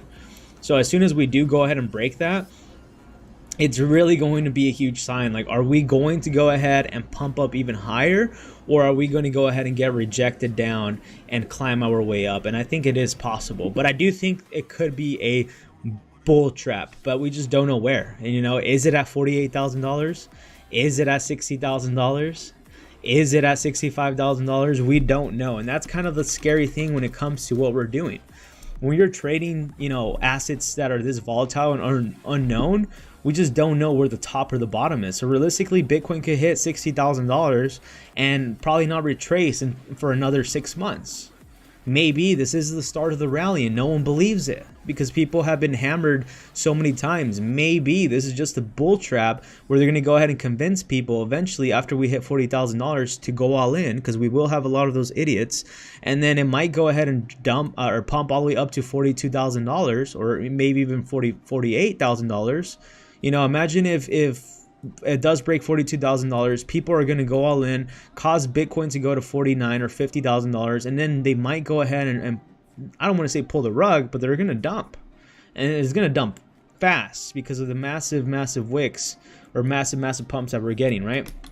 And that's when the RSI and all this shit, to me personally, doesn't really matter. Because I've been mentioning that on the daily, it does look like Bitcoin was forming a cup and handle pattern. And usually when Bitcoin forms a cup and handle pattern, dude, that pattern is so freaking bullish. And I've been talking about the cup and handle pattern for freaking months, literally. Freaking months. If you go on the daily, look at this. And you could even count it like this, because that's usually what a cup and handle also does. There's different forms. Sometimes it does one huge loop, then it pumps. Sometimes it does this, where it consolidates for a while before having the big breakout. So where is the top of Bitcoin? I don't know. Maybe $60,000 is the top.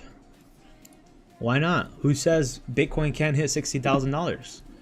We have every reason to go ahead and do it. Why? Because shorts are going even more. They're doubling down. They're tripling down because they think this is a fake bull run. They don't think this is real. And honestly, we don't have to be in a bull run. All we have to go ahead and have is two sides disagree with what people believe. And if one side believes something should go up higher, it's going to go up higher.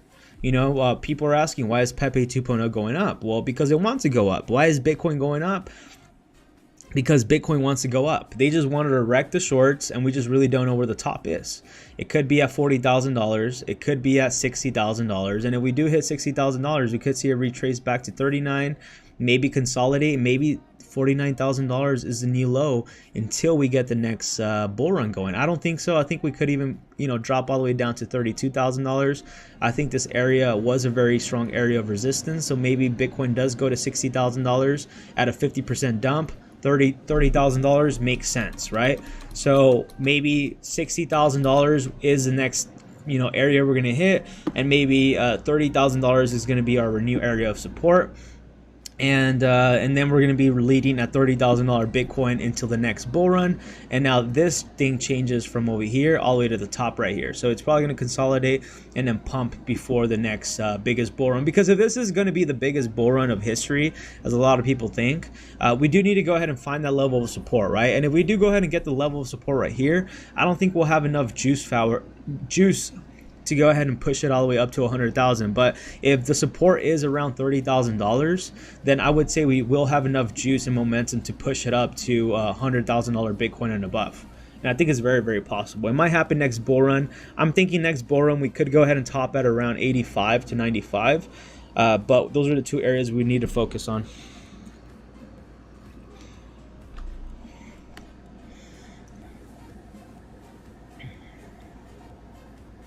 Your 100 billion Pepe 2.0 could be worth 300 to 500 K, and your trillion Pepe 2.0 could be 100%. Michael Saylor says companies already profit 700 million from their Bitcoin investment. I feel like they might repeat the same with Pepe with 2022 crypto cycle.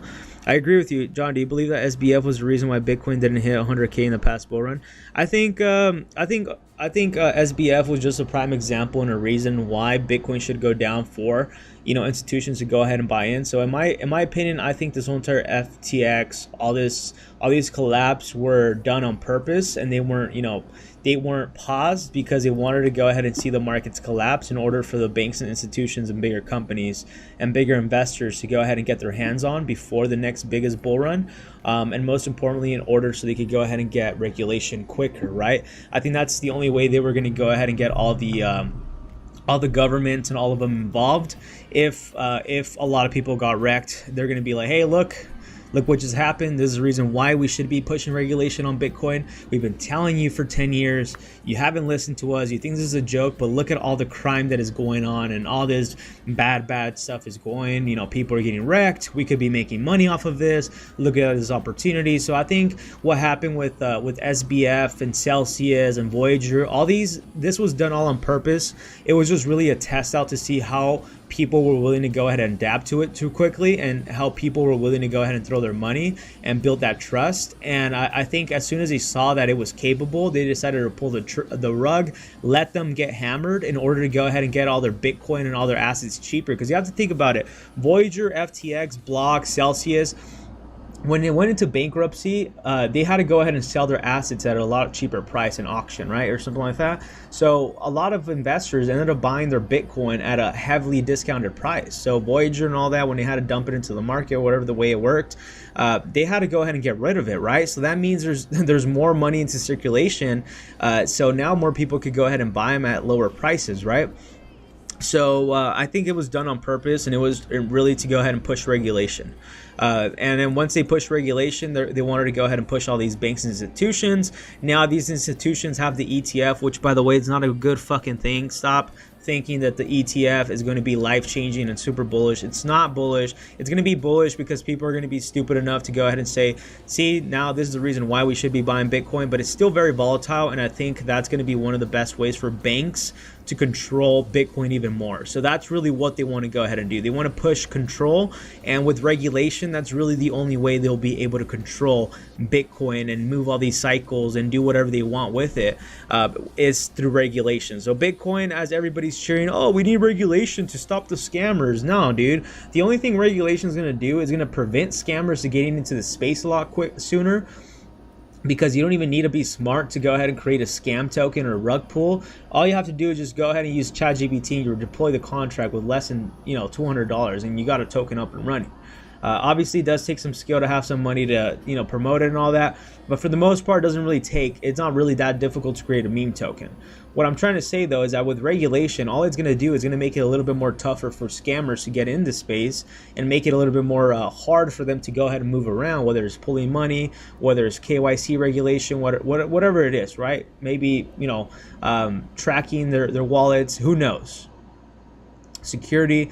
But what regulation is going to bring, it's still going to be bringing manipulation, but it's only going to be bringing manipulation to the people that have control, which are the banks, right? Banks, there's bank fraud that goes within banks all the time. You know, stocks get manipulated all the time by these banks and institutions. So the only difference is that once regulation steps in, you know, the bigger players are now going to be able to control it. No longer the little guy, no longer the kid living in his mom's basement. It's not going to be able to pull scams anymore. It's only going to be the corporations that are going to be able to scam us.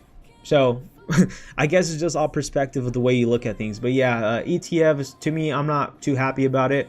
I mean, it is what it is. All I know is that crypto is going to change for the good and for the bad, whether we want to or not. We just have to go ahead and ride the wave, and we have to ride the wave quickly, because I think as soon as regulation steps in, the opportunity to make crazy amounts of money, become possibly a billionaire overnight, as a lot of people like to say, the chances are going to go ahead and lower, because now we're going to have the big players in the game. And so far right now, we don't have that many of the big players. Yes, there is a lot of control in this space already, but once they go ahead and release that ETF, it's going to be so freaking centralized. It's going to be as centralized as the freaking stock market. So get ready to get even wrecked even more, in my opinion.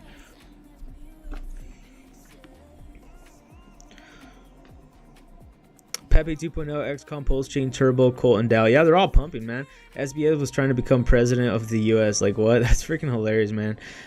For real, he can't even handle a company. Yeah, he can't even handle anything, man. But like I said, I think it was all done on purpose. There's just a lot of political moves too in the back end with crypto and regulation and the stock market that people don't understand, and just think that, you know, things are going to moon whenever they want to moon, and they're not patient. But there's a lot of other factors that move on into this economy and how things move. And in order for, you know, the stock market and the crypto market to pump, we need more wars, and we need higher prices of inflation, unfortunately. And that's the only way a lot of these markets are going to go ahead and react the way they are reacting, right? We have wars going on right now, and we see the stock market making new all-time highs. Now we see Bitcoin, you know, hitting $34,000. Do you see this as a coincidence? Come on, man. If you're seeing this, it's like, oh, dude, well, what are the odds that, you know, war happens and Bitcoin has pumped for the second time after war happened? Dude, you gotta wake up, man. You gotta wake up. Stop watching these freaking fake news that you see around, all these news sources. This is the reason why I say, you know, do your own research and keep an open mind, man. But you're being lied to if you really believe all this shit. You know, some market has to get affected in order for the other market to succeed. Meaning, there has to be people to freaking die of you know, it sucks. People have to die, bro, in order for the stock market and the crypto market to go up. It's just the way the world is. There's always going to be two sides to everything, right? It's not always going to be sunshine and rainbow. Not because you and I are making money on crypto and all these shit coins, it doesn't mean everybody's doing the same thing, right? There's people doing the opposite, maybe losing everything. And currently right now, we have a war going on right now while the stock market's going up, while crypto's going up. And it sucks it has to be that way, but you know, it looks like the stock market took a little hit today, but overall, you know, cryptocurrencies are doing well, and gold and silver is, and of course, oil is as well. So as soon as you understand those kind of factors into the market, you're going to be able to look at this perspective into the market a little bit less different than most people, and most people don't understand none of that, right? But I really do appreciate all of you. I'm going to go ahead and almost hit 3 hours on the stream. I need to really run to the restroom. So I really do appreciate all of you tuning in. Thank you, Moon Joker. Thank all of you. Brian. Shout out to Brian. Who is it? Avi. Even though he says people love getting rug pulled. Yes, we do. Mr. Trust. Billy. Shout out to all of you. Jonathan as well. Tim. Hope you have a great day. Another Jonathan. We have a lot of Jonathans in the chat today. Natoshi, my favorite YouTuber. Black Ranger. Addicted. Dub, Happy, Fred, Suave, Saeed. Thank you all for tuning in today. I really appreciate you. As I mentioned, if any news come in that, you know, Pepe 2.0 happens to like moon to new crazy all-time highs, I will go ahead and hop back on stream. But I gotta take a break, man. My I can barely speak now. I talk a lot for hours and then I have to make videos. So let me go ahead and get a rest. I'll be right back. I mean, we're pumping right now live. This is freaking insane. We're about to hit $4,000 in our total account.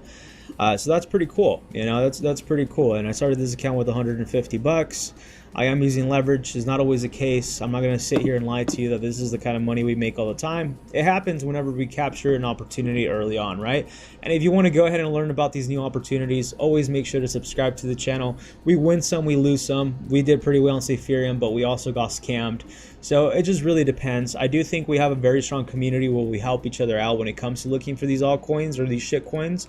But if you want to go ahead and support the channel, make sure to use my MEXC link down below under the description or on this pin chat. $20,000 in sign-up bonuses, no KYC, and literally takes less than 3 seconds to create an account. And most importantly, join the part of the community. You know, we like to have people that have, you know, brains in their heads and like to go ahead and think.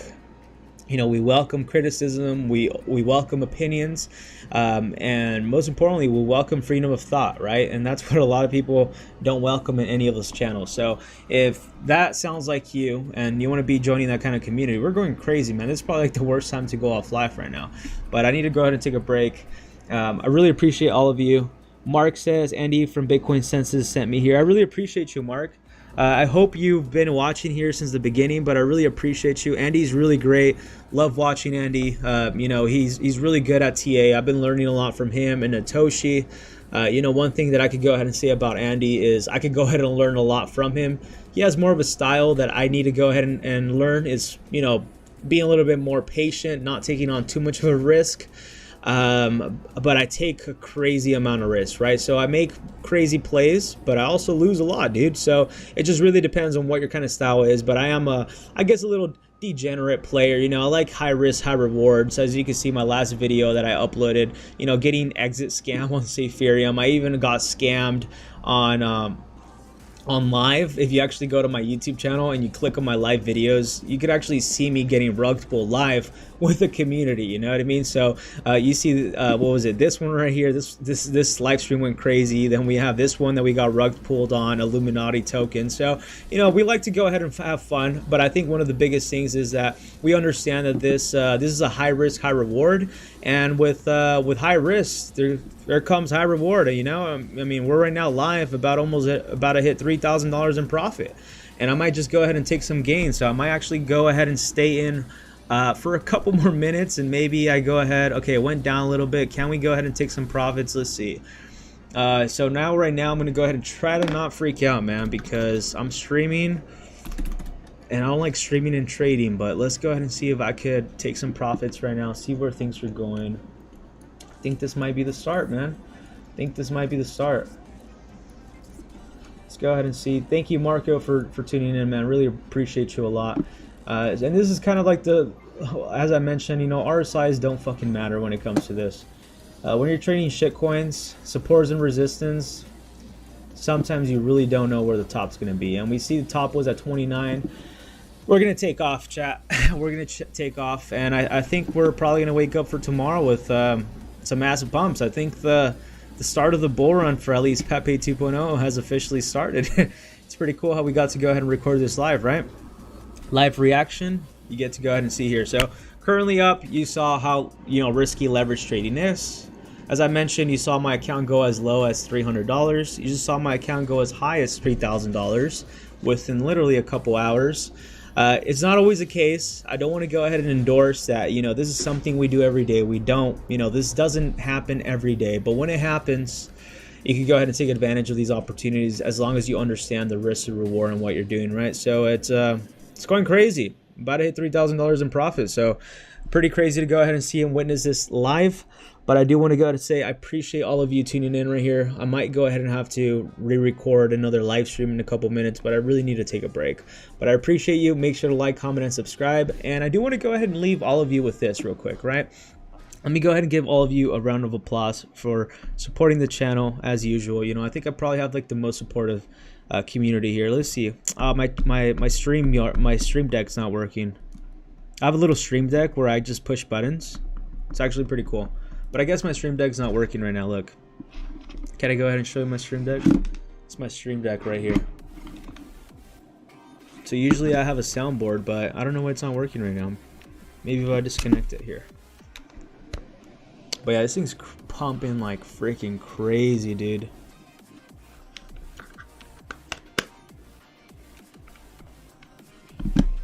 Let's see if my stream deck turns on. But yeah, it's freaking crazy, man. We literally just did a breakout live. I really wish we would have had that breakout since the beginning. Probably would have been a little bit more hyped up. My energy is a little down now, so I need to take a break.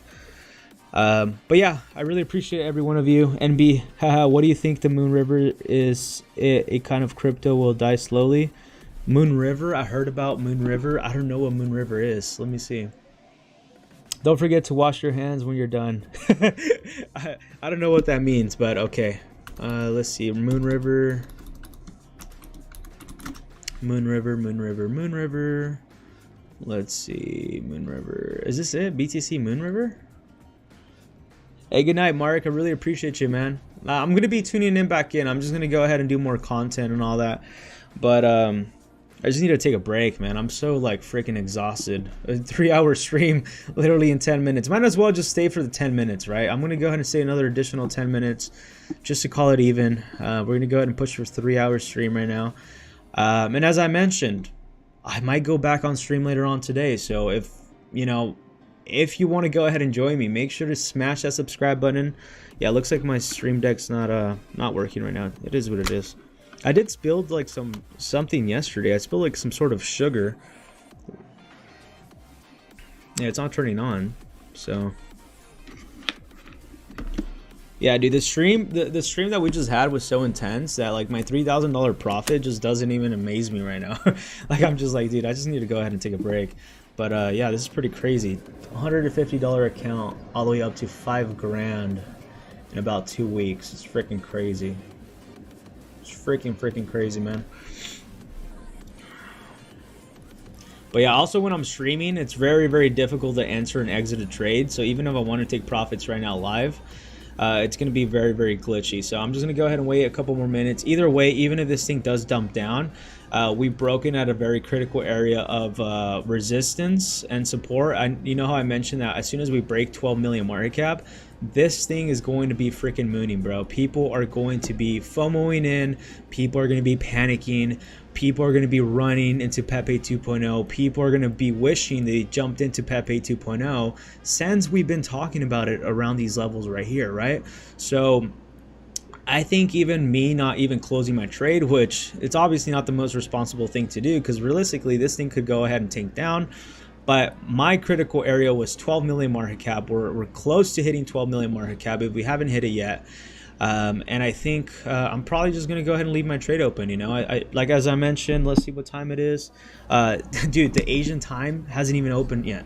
Asian session hasn't opened. It opens in about 2 hours. We still have a London time to go ahead and open. So realistically, Pepe 2.0 could probably just go ahead and hit 20 million market cap by tomorrow. So I'm going to go ahead and keep my eyes open on my trade. As I mentioned, I'm more than likely probably not even going to take profits just because I took profits yesterday. And damn, man, this is pretty crazy. 2 grand in profits for the day, 2.5. But yeah, this is pretty insane. Let's see what we get in profits if we do go ahead and break. I think we're going to go ahead and approach 35, which is actually not that far away. But let's go ahead and see what our gains will look like live if we do hit 0.35. At the moment, 1, 2, 3, 4, 5, 35. It's going to be about 6 grand, 6.5 grand. Hopefully in the next couple hours, or maybe by tomorrow, we could probably even wake up tomorrow. You know, I think we could break through this really easily. The area we needed to really focus on was the area that we just broke right now. And, you know, approaching these other zones, the 65 zone, the 75 zone, these are these are areas that are very doable now because we broke the most important area, right? And we said we needed to go ahead and hold above 17 to 25. So far we're at 27 right now. So realistically at this point, I think the bulls have been unleashed, man, and I think we might go ahead and have some sort of big pump coming in. So I really do appreciate every one of you. Make sure to like, comment, and subscribe. And unfortunately, I need to go ahead and take a break real quick. I know it's worst time, but I will go ahead and make additional content. I'm going to work on some content once I take a break for a few minutes. And as well, I wanted to go ahead and mention